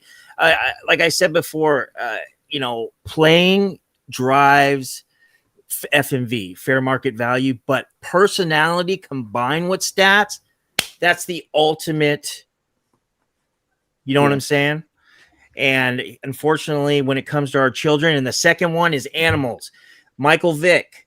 Michael Vick, I'm telling you, this guy, he wasn't the greatest quarterback ever, but he was a big personality, and he made things happen on the field that no one had made since Randall Cunningham, and he was making Randall Cunningham look bad on how good he was playing, even when he came back. But unfortunately, you know what he did with dogs, okay? Yeah. And that was the ceiling for his cards. I'll disagree with you on that though, because with Vic, and I would have said there's two things you can't do, and Vic was the first thought that came to my head. And I'm like, well, wait a minute though, he did it. Now his value of his cards may be a different story, and his legacy is tainted. But there was a couple years there, but nobody gave a shit what he did. Like when he came back into the league, nobody talked about it anymore. Well, I did. Everybody's like, "Oh, he's check out this amazing, amazing play he did." Yeah. It wasn't. There was no public asterisk on his name. It was just it was like, "Oh, check out this fucking amazing play, Vic being Vic again." Who did he come in? Seeing back in playing form again, and it's like, do you guys not remember why he wasn't in playing form? Yeah, and remember when he came in? Who got hurt in Philly? Was it McNabb? He did a lot of good work with McNabb, right? And a bunch of other people. He kind of was able to like help himself out of that situation. Right. A lot of the work he did, but a lot of that was court appointed. A lot of that was court appointed. That was based on his parole and the everything that was involved with his release. When he played Washington on that Monday Night Football game, okay, I remember in fantasy he scored like just standard fantasy. He scored close to 60 fantasy points. I mean, he threw like 5 touchdowns. He ran like 2 in. I was like, man, this guy is the greatest thing, this and that. But I wasn't collecting cards at that point, so I don't really know the market then. But I mean, he's still a dog fighter, and I love dogs. Everybody loves dogs. I'll tell you about Michael Vick cards. Let me tell you about Michael Vick cards. So Michael Vick cards is what got me back into collecting, okay? Because his SP Authentic shot up to like $1,600, man, when he first started showing off in Atlanta. And his SP Authentic and his SPX cards were so expensive, and I was trying to buy those, and it was unbelievable, that 2001 SPX. I want to say that was Michael Vick. There was a couple other people that year that his cards like have dropped below, but his cards were so high on the highest level, like LeBron James type level for NFL. They thought like, and I even thought he was going to be the next nobody had ever done before. Ever. He remember he had that commercial where there was a fake commercial, but it looked like he was throwing the whole length of the field. Yeah, There was the a Michael Gatorade Vick commercial. experience. Yeah. So the Michael Vick market, as soon as the dog stuff happened, gone, just dead. Even when he came back, they were dead, dude. And the only reason they have any value right now is because I think of what those cards were at one point. Just like, certain cards in the past have that type of value, the Dale Murphy reverse negative, right? Just because of what it was. There's certain cards like that. But shout out again to Hartman for another great card that he created recently that I really, really like. I like this one that he did, the Mortal Kombat one. Oh, that's awesome. That's dude, awesome. he nailed him, dude. Yeah, Jesus totally. Christ. James, I wanted to say before we on our last conversation, you make valid points. Totally. Well, and here's another one real quick. As much as I will say what I say, OJ Simpson's rookie card in PSA 10 still gets $300 to $400. Yes. Yep. You're right. And he was found guilty of is probably one of the worst crimes on the planet. You're right. Or not found guilty. Guilty by anybody with a reasonable fucking brain. Well, right? he was guilty in the civil suit, not in the criminal case. But I mean, is there still going to be value in this card years and years from now? Sure. Did he have the legacy that players like that had? No. Going into it, no. I don't think he's had that legacy yet. But hopefully it's just a situation of somebody just trying to extort some money from somebody wealthy and getting their come up, and we'll see what happens. I mean, every interview I've seen with him, he seems like a stand-up dude, but you don't know what people do behind closed doors. So I will say the one thing going for Vic real quick. Sorry, I didn't mean to interrupt you. He did just get voted on a first ballot Hall of Fame for college football. So that is, I mean, it's not NFL because the AP poll runs all Virginia that. Tech, Tech, I remember that, dude. So it's at least a first step towards, hopefully. Remember how good his brother was too? Oh yeah. Oh man. Oh yeah. Marcus Virginia Tech. Did he go to Virginia Tech too, his brother? Yeah.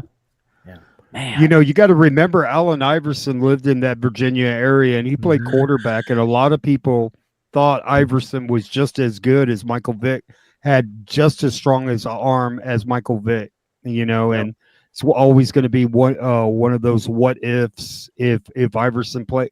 It's a little shorter than Vick. Vick was about 6 foot and Iverson about 5'8", but I don't care if Vic pled guilty and had denied mistreating dogs. He knew that the dog thing was going on. If you know that there's dogs being in fighting things, I don't care if you knew about it. I don't care anything. You're done, in my opinion. You're done. If you know that there's a dog fighting ring that is killing multiple dogs and your cousin's running it, and you don't say anything about it, you don't shut it down, fuck off. Peace. Yeah. That right there, that statement right there could open a door for a whole nother conversation as well. Yeah, and it's a good point. Vic was one of my favorite players, man. And it was just so disappointing. Yeah. Because I love dogs, and I was just so disappointed and just like, how could that's you? a great way to be disappointed. Down on a level. Yeah. Tony Fix had a good comment though. Like nobody talks about Tyson's past. Because I think that we feel there might have been something weird going on with that Tyson thing. I feel there might have been, but I mean, still, I mean, there's a lot of there's a lot when it comes down to it. There's a lot of athletes that have. There's been a lot of shit, right? And people have a short memory when it comes to some of the higher talents in these. There's things. redemption for everybody. There's redemption for everybody except kid diddlers. Period. Exactly. Right? Exactly. I would say this is the one. You know what? Unless it's everybody loves it. Look at Darth Vader, bro. Yeah. Darth Vader killed a whole shitload of people, but we love the redemption, right? Yeah. Right? Damn right, dude. I think Mike Tyson was very transparent too. Like when he did the Mike Tyson tour, when he was just a stand-up. That was great. I thought. I mean, there was points where he was literally, in a lot of people's eyes, if it was their first time seeing it, go, man, this guy's embarrassing himself. Yeah. But after we know his past, it's like, wow, that's just the way I looked at it. I just think a championship will make a lot of people forget things, and it's kind of sad. It says a lot about who we are Humans. as a public. Yep. But it's a fact. A championship will sail it. People forget a lot of shit when a championship happens. It's just like Michael Jordan. Everybody's like, he's the GOAT and he's the greatest of all time. Would he have survived with social media? Oh God, no. Dude, he probably had Oh, that's a good point. Up the down 7. Good Lord. Vader isn't real, bro. But I get you. I understand it. But back to the drama. But back to the drama thing. The Jose Ramirez card that Cardi made, someone also ripped that off too. No way. Really? Yes. Yeah. So someone else ripped that off as well, and they even made like fucking T-shirts. They even used that same exact image of the figure punching. It's they did. ridiculous. Holy shit. They did. Yeah. Look at this. So you are correct. Do you guys know if has Panini or Topps reached out to Hartman and said, "Hey, come design some of our cards"? No, but they need to. Though. They need to, definitely. Amazing. I don't think we can talk about it publicly yet. Oh, the plot thickens. So down the road, we might know a famous card designer. Yes. Oh, all right. That is drama alert for tonight. Let's move back into pickups. All right. I'm gonna open this box. We're gonna open this damn thing. You ready? Oh dang! I don't get to finish. Drum roll. Are you done? Are you not done? Hold on. Let me finish. Let's get you to finish. All right. Here we go. All right. Couple more cards. I went into a break with Rip and Wax. This Francisco Alvarez Technicolor. But here's the big hit that I hit. Cody Sengia. Nice. Oh yeah, dude. Blue Wave. Color match. That's a great signature too. Like little short form signature, but I like that. Oh, you got that Senga. Oh, I hit the Senga. Senga. Dude, man. I didn't know that was yours, dude. I would have been hitting you up for it, dude. So I went into a break last minute. Like he threw up the Mets for $40. I hit it. So I was kind of surprised. And then Alvarez, you had Kodai. Yeah. So I mean that's gonna go to PSA. So nice. Fall of X, number 1 in 25. Amazing Spider-Man 32. I love this cover. That's the Mike Zeck Web Spider-Man 32. Yeah. Cool. I love it. Something is Killing the Children. I forget what issue, but it's a 1 in 25 black and white sketch. Oh wow, nice. The Jean Grey, Derek Chu. Very cool. I didn't know if I picked that up or not, but I guess I did. The James Tynion, nice. Substack gold foil, Substack subscription, and then the Kevin Eastman Vader covers. Sick shirt, dude. Oh yeah, and the shirt. I'm fine wearing it. Hey, that's badass. You gotta have a Misfit shirt, at least one, right? And so, what's better than a comic in? Speaking of Chris at Rip and Wax, if you guys aren't following Rip and Wax, if you guys are card fans and all, this guy's one of the good guys. He's one of the real good guys. He breaks on Whatnot. He's been breaking a lot of Tops only recently. He is one of the really, really good IGs to follow. He's one of the better breakers out there. I really like what he does and how he does things. So shout out to Chris at Rip and Wax. He's been on the channel before. We brought him on early on in the channel, and he's going to jump back on sometime in the future. And he actually gave Yee a box to give away on the channel. Yeah. So this was a while ago, but when he gets returns, we will give away that box. This box right here, 2021 Topps Chrome Platinum Anniversary Edition. Yeah, I opened one of those. They're fun. I bought one from him, and then he gave me one for free to give away on the channel, and then we've just been waiting for him to come back. So I've held it safe, still sealed. The last one I opened, I hit a King Griffey Senior auto in it. Oh, cool. Yeah. So I mean, beautiful. He gets hot boxes. I'm not gonna. That's my PSA 10 Julio to the left. Go back up. I'm stacking Jackson Chourio right now. Look at this card right here, dude. Are you kidding me? Oh, dude, he used to so many Ellie's. Holy shit, M-Dub. This is what we came to do, baby. We go right for the sauce, M-Dub. Right for the sauce. We're shaking and baking. Cool Are you ready? shit. Go. Are you ready, baby? We're shaking and baking early. MW, come on, let's show him how it hurts. Give him a first up there. Holy It's him. Oh my god. Oh, No way. Yeah, dude.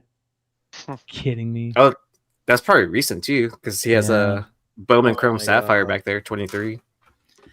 Look at that. What do you rip that out of, guys? 2022 Bowman retail box, bro. Oh my goodness. That's out of a retail box. God. Damn. Oh wow. Nice. Not fair. 29 of 50. God. That is a pretty card, man. It is a pretty card. Brian, I remember last season you were like, those retail boxes are sneaky. You were saying that there's color in them. There's color in them. Yeah. Oh yeah, for the 23. Yeah, because what? No, 2022 and 2023. He was saying. Yeah. Okay. I might have to buy a 22 box because they're actually kind of affordable. Yeah. Compared to a hobby box, Degenerate DNA says, Brian, don't put good guy and whatnot in the same sentence against. There are good guys and good peeps that sell and use whatnot as a tool. Whatnot is a great tool, and there's a lot of good peeps that still. That's how they make their living, man. You got to use it as a tool. They're not using it, because they're friends with the people that make it. But I know I get what you mean. It's kind of sad that it's come to that. My last show on Whatnot was not that bad. How'd it go? Honestly, it went pretty good. Like I think I was like right under 1,000 for an hour and a half. Which How many people? Wow. How many people at most were in? Peaked out at 30. Yeah. Oh wow. Yeah. So not a bunch of people either. So yeah. Is this where I talk about us bringing me and Jonathan and a couple of our best friends on the YouTube? Is this real?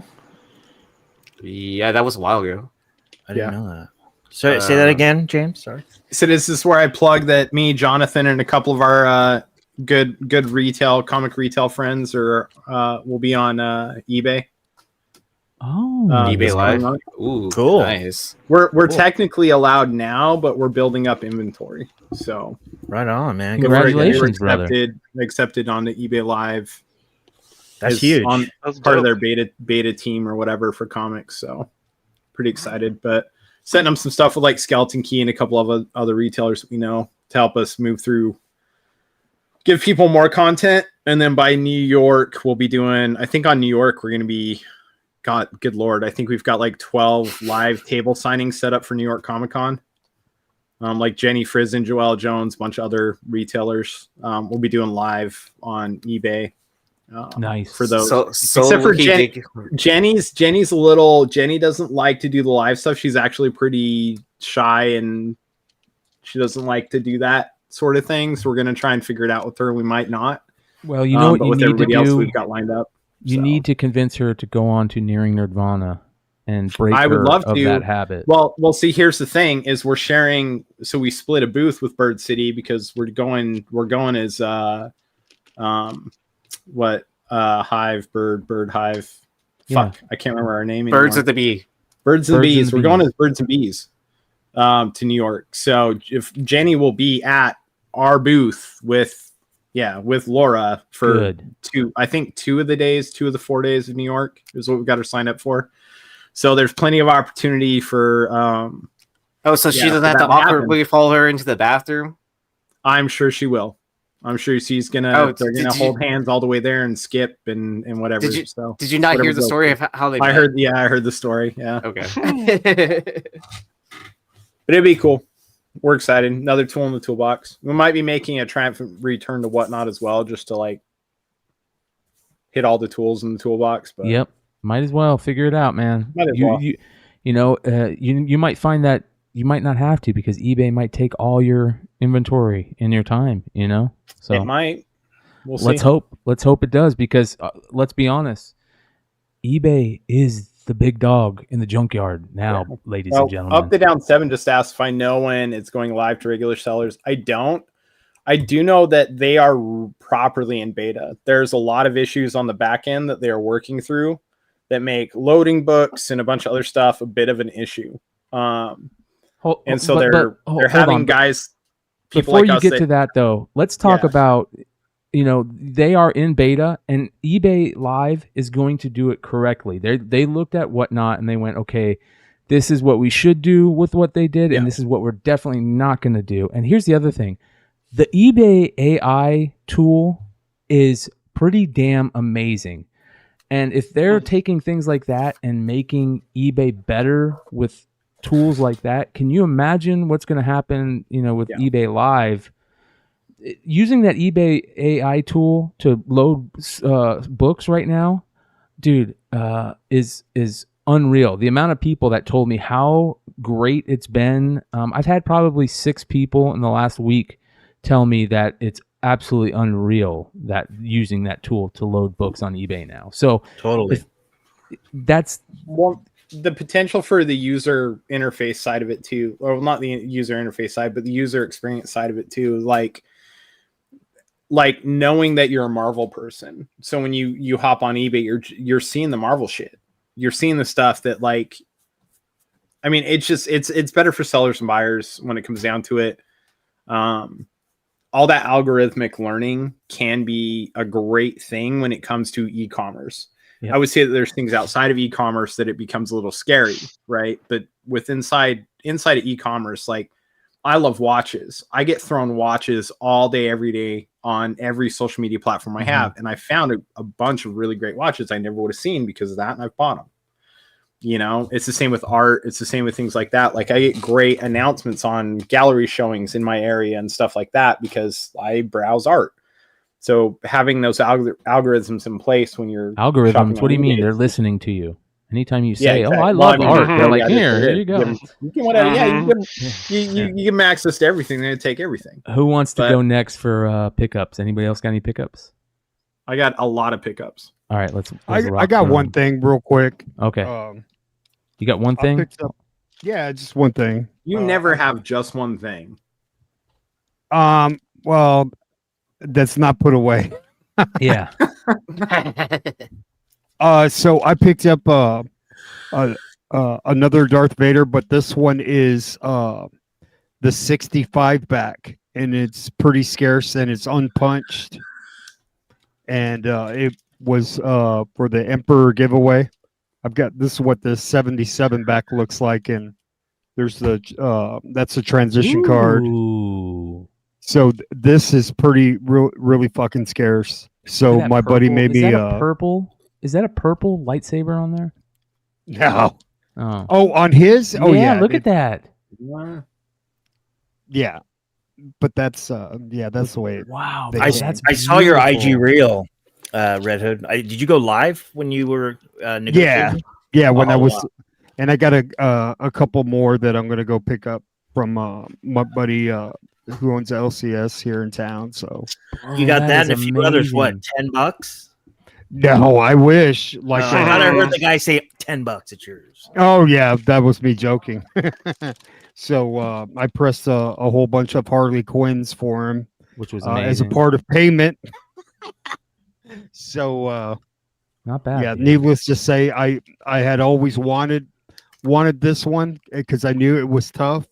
And if you can find these with the Emperor with Darth Vader, they unpunched on top of that. Unpunched. Beautiful, dude. Hell yeah, that's gorgeous. I'm gonna send it off to get graded for sure. Yeah, and I gotta send this one. I mean, they're both real clean. The Boba Fett I have, I don't know. I've been just dragging my feet on it. I got to get it graded because it'll be an 8. Wow, that's awesome. All right, James, you're up. First and foremost, of course, is our latest exclusive. Will Shrike just came in. It's a Will Shrike World Tree issue 5. These came in, by the way, guys. These are immaculate. We're gonna be seeing some 99s and 10s, and I can say that comfortably because we're pretty well known for 99s and 10s from CGC. But I topped that because I've been working a deal with the man himself for a while for some artwork. And so this is going to be a struggle to show this because they're all in a portfolio. I'm going to have to lean this down, but I worked my deal with him. So I'm just going to be showing art for the next 3 minutes. These are all Will Strike pieces. Or these are all originals, not prints.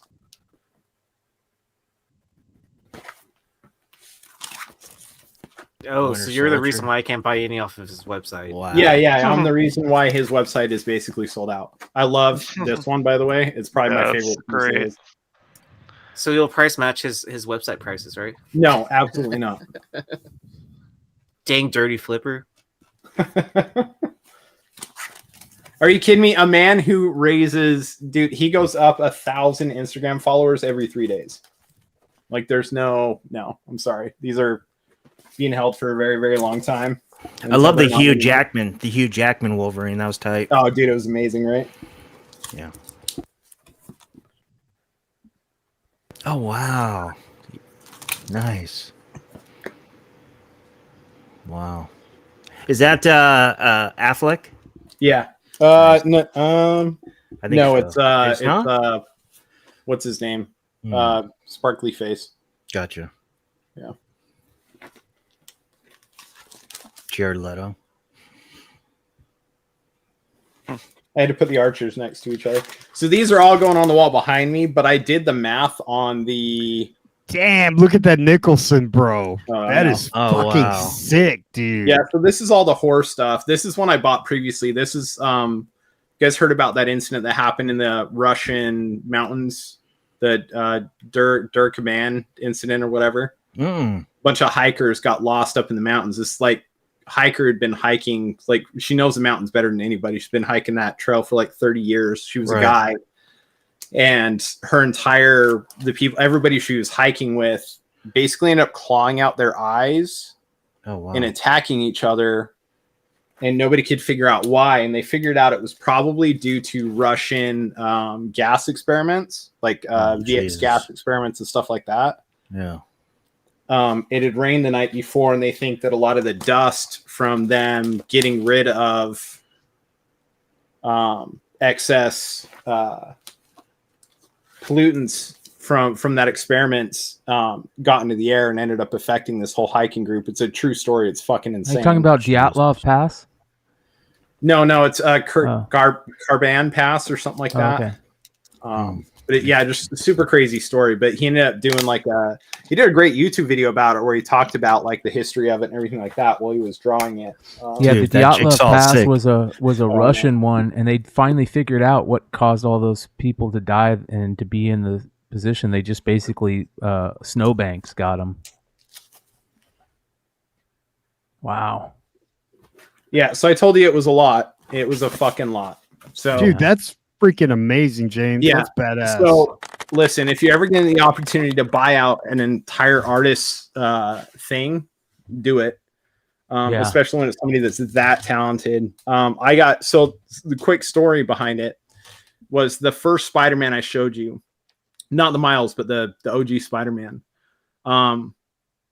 So I had purchased another Venom cover he'd done. And I purchased off of his website, and he knew who I was. I've been talking to him, and obviously we've been working with him. And he's like, "Hey, man, I didn't realize it, but that sold, and I didn't get it off my website." And I told him beforehand, any Marvel, DC, comic stuff, I want it all, whatever you got. And he's like, "I don't really have anything except if it's not on the website, I don't have it." So I bought a piece, and then he hits me up like a day later and goes, "Dude," he's like, "I'm so sorry. That Venom piece you wanted, it was a Carnage piece, like the Carnage piece you wanted, I sold, and it did, for some reason, the website didn't take it off. So like you ended up buying it a second time. But I forgot that I had a whole bunch of pieces on loan to a cafe that they just hit me up like yesterday saying, 'Hey, come get these.'" And he goes, "So if you want to look through these and tell me what you want." So he sent me a picture, like 32. It's all those that you saw. He sent me a picture like, just if you want to pick one of these as a replacement. And I said, "Well, I'll take the Spider-Man as a replacement, and then I want a bulk deal on literally everything else you just sent me." And he goes, "Okay, let's work a deal." So I've been paying him little by little for the last 2.5 months, and then finally paid up. And not bad. So my entire back wall, I have to buy like literally $800 in frames to fit everything, but the entire back wall is going to be Will Strike shit.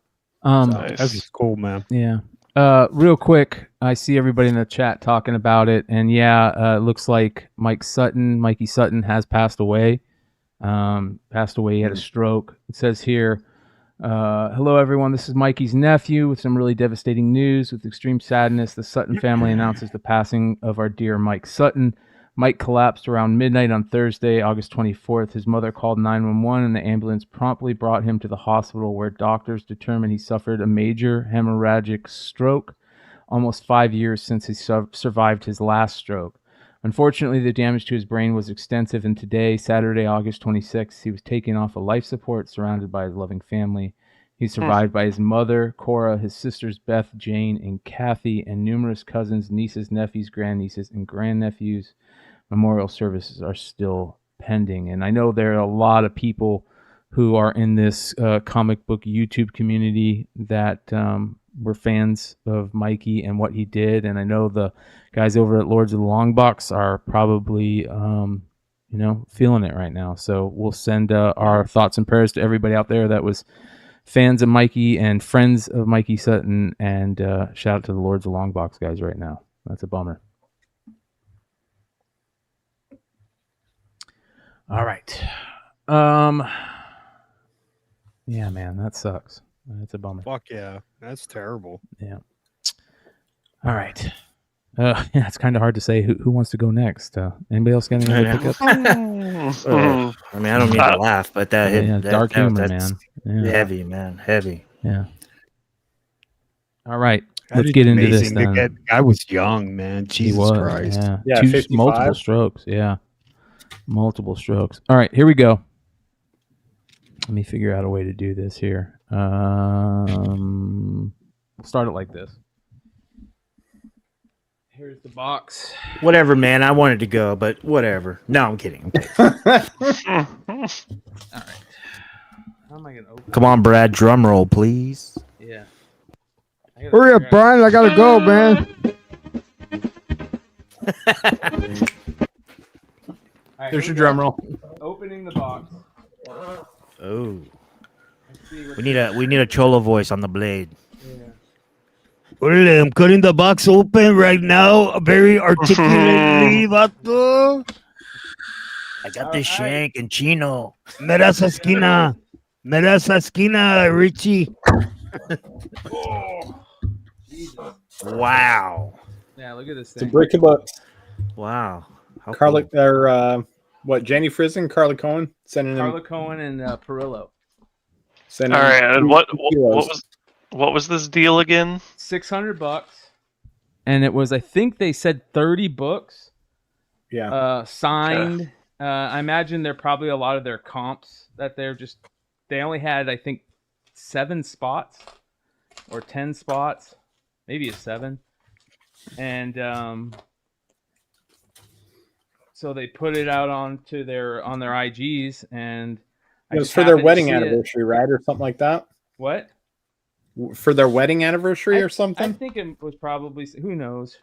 But I was really bummed out because I missed out on the Zenoscope variant at San Diego that Carla had, and I absolutely loved it.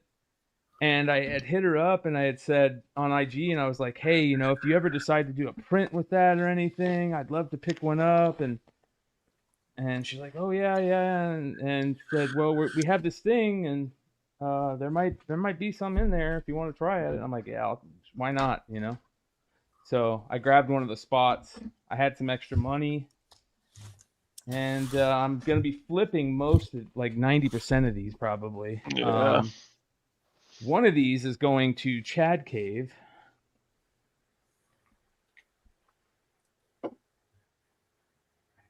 All right, so here's what was in. Let me do this. All right, so we got this on the inside. It's just like a little Parillo card. Here. Some swag. All right, look at all these. Is that a cloth? What is that? What is that black thing? Holy crap. What? How much was that box? Was that like a mystery box? $600. Yeah. Are those not bagged and boarded? Yeah, that's what I was just thinking that, Josh. Okay. They're breaking the man law, bro. Okay. $600. No bags, no boards. Yeah, dude. That's a crime in itself, dude. Yeah. All right, let's see here. Hopefully the spines are good. That one. That's beautiful. Okay. There's a lot of books here. Holy cow, you guys. Red Sonja. There better be 30. There's more than 30, dude. There's that one. That one. I thought these were supposed to be signed. They're not signed. Oh, man. None of them are signed. That's kind of a bummer. Yeah, I thought they were supposed to be signed or remarked, or a few of them at least. Yeah. Bro, forget the signing. You paid $600 and they had no bags or boards. I know that's kind of shitty, right? Yeah, yeah. I mean, is that the Oh, way they do it? Here we go. Okay, here we There's go. a sign. Nice. Ooh, that's pretty.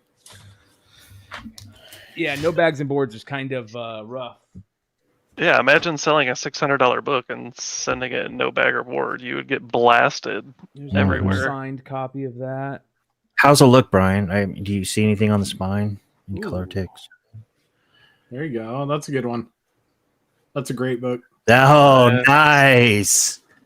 Love it. Something is Killing the Children, number 21. That looks really nice. They look good. They don't look like their spines are messed up. Okay, cool. All right, more Parillo, unsigned Parillo. I'm gonna put this.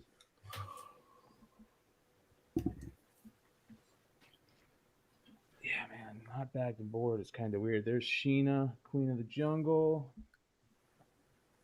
Dude, there is a ton of books in here. Holy cow. Parillo, Red Sonja. Are they all recent? Yeah. Very cool. Very cool. Nice. I like that. Hey, man, we can get your money back, bro. We can get you your money back. Bro, there is a ton of books in here. Hold on, dude. I'm just messing with you. Dude, there is. I mean, yeah, I don't know if it's worth $600. You know, I'm not done going through it, but. Well, I think that Virgin You're Parillo like was 20 right Vampy one, dude. Sorry, we need to put you back on the big screen. I let Aaron in. Yeah. You're at like 20 look at right that, now. look at that. Shout out to Wanted Comics. I got myself a Wanted Comics Iron Fist. Oh, Lin Lee, baby. Nice. All right. There we go. Comic Con exclusive, New York Comic Con exclusive for X-Men Black. All right. Here's a Sanctum Sanctorum Venom. What number? Venom number 1 variant. Okay, so that's the A lot of color rub. There's the. Yep.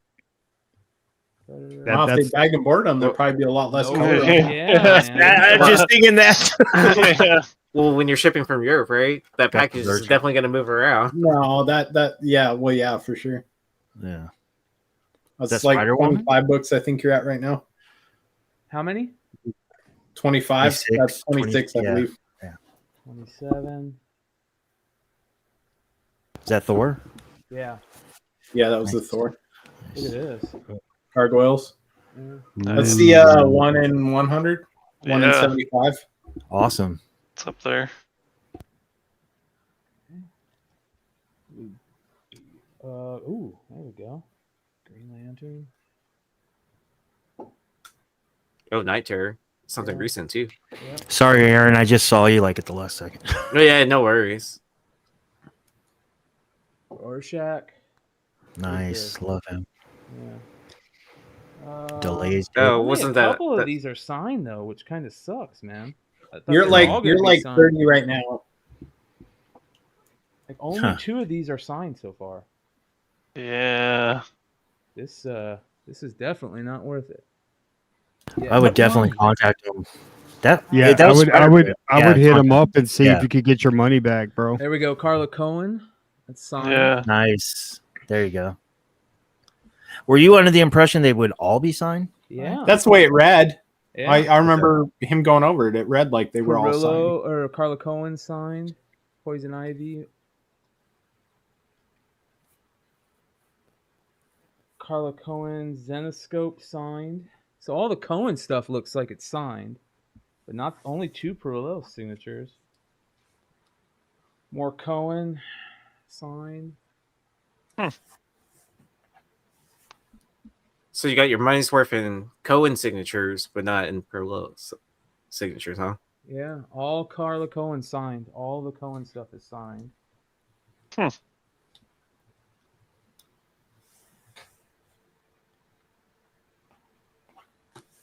You're at like $35 now, I think.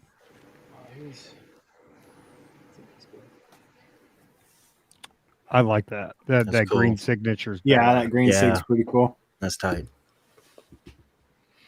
Ah, nice. There it is. All right. Mama! There you go. Score. Yeah. Nice.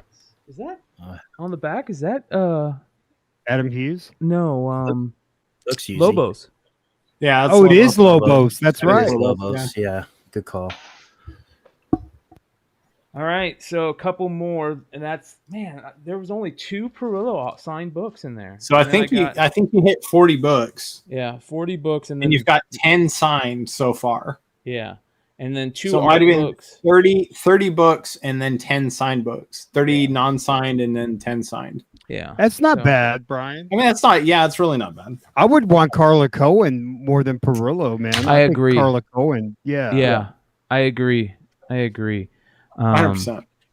The Cohen stuff is why I got it. The Parillo stuff was going to be stuff that I was going to send off. So, Well, and that was Prio heavy, and you sell the Prio stuff. I think you made your money back, and then the Cohen stuff you do with what you will. So Yeah, I think one of those Parillos was a Vampirilla #1 Virgin.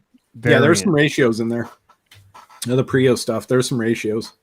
well, I was also under the assumption that there some of these might have Sketches. remarks. Yeah. Maybe I'm wrong about that. Let me check. No, I think you were supposed to have gotten one. From when you read it before, it sounded like it because I remember reading it like, damn, that's a bulk good deal. them out of the show, bro. Hey, they're going to be in Austin. They're going to be in Austin coming man. up soon. Hey, bro, I want my money back. Learn Italian and shit. Let's take a look. Fuck you. Or just learn back that phrase in Italian. Hey, no, man, wrap up a dead fish in comic book plastics and shit like that. You slip with the fishes, bro. Like, just walk Forget up about the it. table like this and then drop it on the ground. Just like 30 or more comic books signed. 1 or more remarked books. I don't think I got a single remark. Yeah, books. you didn't get a remark, and none 30 of of these those are stuff signed. weren't signed. Yeah, it makes it sound like they're all signed. Yeah, none of these are signed. Wait, hold on. Maybe the signature is the remark. Maybe the signature smudged back on the back of the book since they didn't have bags and borders. Yeah, Yeah, remarked with their fingers. Jeez. None of these are signed. I mean, you're getting signatures and remarks. You need to put those in bags and boards. I mean, come on. Man, what is up with that, dude? That is some chisty shit, dude. Yeah. You got $600 worth of books. That's undeniable. But it's the wording of it was very misinterpretive. Like 100, yeah. It's what happens when you translate from Italian It's like to English they tossed an and then extra back 10 to- books so they didn't have to take the time to sign the other. Well, you can tell one. you knew it was a lot of their comps, right? And Well, yeah. Hold on here. Open image, new tab. Everybody's saying in the chat, drama alert. Yeah. No, I'm not gonna go and put them on Front Street necessarily. You know what I mean? Here you go. So it says, anniversary mystery box, limited edition of 15 only, includes both limited edition mini art books, plus 30 or more comic books signed. Yeah. One or more remarked books. Yeah. So you should have got a remarked book. It was actually $700. And all those books should have been Should have been signed. signed. They should have Yeah, been they signed. Oh, wow. And only 2 of the this whole stack right here. There's a whole stack right here. Yeah, you only got 10 signed, not 30. All Stein. Yeah, I only got. 10 I think you should signed. reach out. It could be just an oversight. Yeah, just you know? reach out. I'm sure they'll an rectify oversight. Oh, we forgot to sign 20 books. Yeah. You never know. I mean, And include a remark. Well, I'll say this because they're gonna probably see this. I still love Carla Cohen and Lucio Parillo art. Oh yeah. But, you know, Hell yeah. maybe not paying $600 for anything next time. But I'm glad that I got this. This is what I was really looking to get, and then sell the rest to make a little bit of money, give some away. But man, that hurts. Maybe signed inside? No, why would you sign in? Well, I mean, if they sign inside, it's fine. It's fine. But yeah, they could be signed inside. Yeah. I mean, I don't see what the whole marketing standpoint would be. To sign it inside. That's a cool ass cover, by the way. Right? I would be sending Lucio an email saying, "Hey, I'm going to send the 20 books that you forgot to sign. I'll take care of the shipping. Just make sure you send them with a bag and board, please, sir. Thank you." Yeah, that's another thing to Carla and Lucio Parillo. You definitely want to bag and board your books if you're going to be sending them. I mean, do they go to like Comics and go like, "Hey, what are those things holding in the comic book? Why do they put them in those plastic thingies with a backboard? What is that?" I think it's because it was international shipping, right? So they might have been on the threshold of weight. Yeah, Josh, chunk right there. Josh But still, might be able I mean, Josh might be able to attest to this, but I've bought comics from Italy. Yeah, but they have I money. had to send bags and boards. They have money. They can buy their own bags and boards. I that's just that. Hey, Amazon delivers everywhere. Amazon delivers everywhere. That's true. Yeah, I love their art, but that was just lazy. So that was harsh, man. Holy cow! Yeah, $600. I think you got your money's worth, but you should have gotten a lot more than your money's worth. So, yeah, $700. What am I talking about? $600. $700. Oh, it was $700. $700, dude.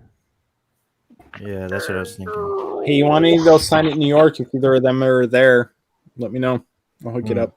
Maybe I should send them to you and go, "Hey, I'm gonna send them to my buddy. Can you do me a favor and sign them?" Yeah, that might be a smart move. If they're going to be in New York, that. Brian, we'll talk, man. We're facilitating in New York, so there we go. Oh, that's awesome. Let me know. And then I'll get a couple of them. Maybe I can say, "Hey, I didn't get my remarked ones. Just throw a couple remarks on them." I'd be willing to talk to him for you. Like you wouldn't even have to bridge that gap. I could take care of it. So you paid like a little over $20-something a book. Yeah. We got 30. You got like 40 bucks from my count. Ouch. So what's under, that? 18 books? Under that, I was thinking 30. Yeah. No. Yeah. And if a lot of those are comps. Yeah, they are comps. Like you can tell they're comps for the most part. So they're like retail exclusives, and then there's Yeah. a couple of. I know some of those Prios were ratios for sure. Yeah. Mm-hmm. Yeah. So you got some like 1 in 50s, 1 in 75 ratios. Signature series, a lot of those do really good though. They really yeah, I could have gotten great point, Chad Cave. I could have gotten one of her OA for $700. Yeah, not wrong. Still cool. Her OA, by the way, is fucking criminally cheap. It's fucking really.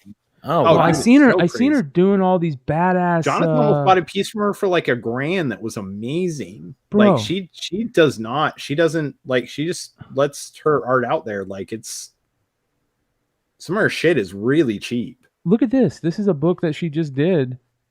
You know, are you kidding me? Original art. Wow. Yeah, and it was all done on oils on that comic cover. Wow. That's so fucking She's insane. just throwing the final touches on it. You know. Yeah. Wow. But man, I mean, if you could have got, I wonder how much this was.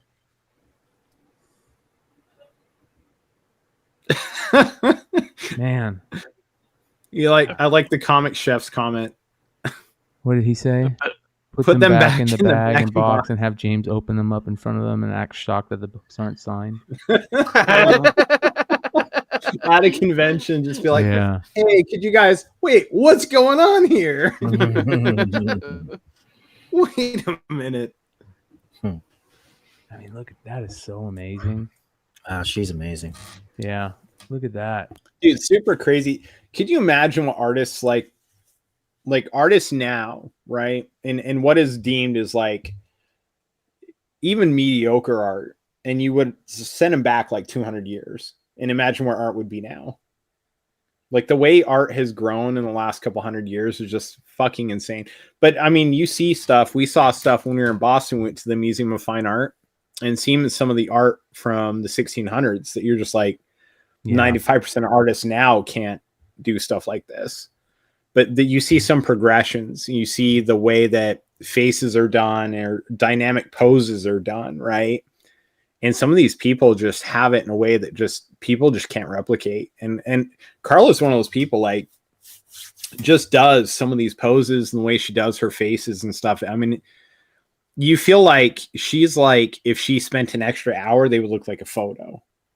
You know, I mean, it's so insane the realism some of these artists are able to get, and to know she does it in oils, and to do it that small, to do a comic cover on a comic, right? She worked in a format that is that big and made it look almost like a photo in oils is insane. It's so like that's such crazy talent. That's just her books are the ones that are just the best, man. And dude, I'm a nerd for her work because I gotta figure out what is her first. Do we know her first? Her creator first. I don't know if we do.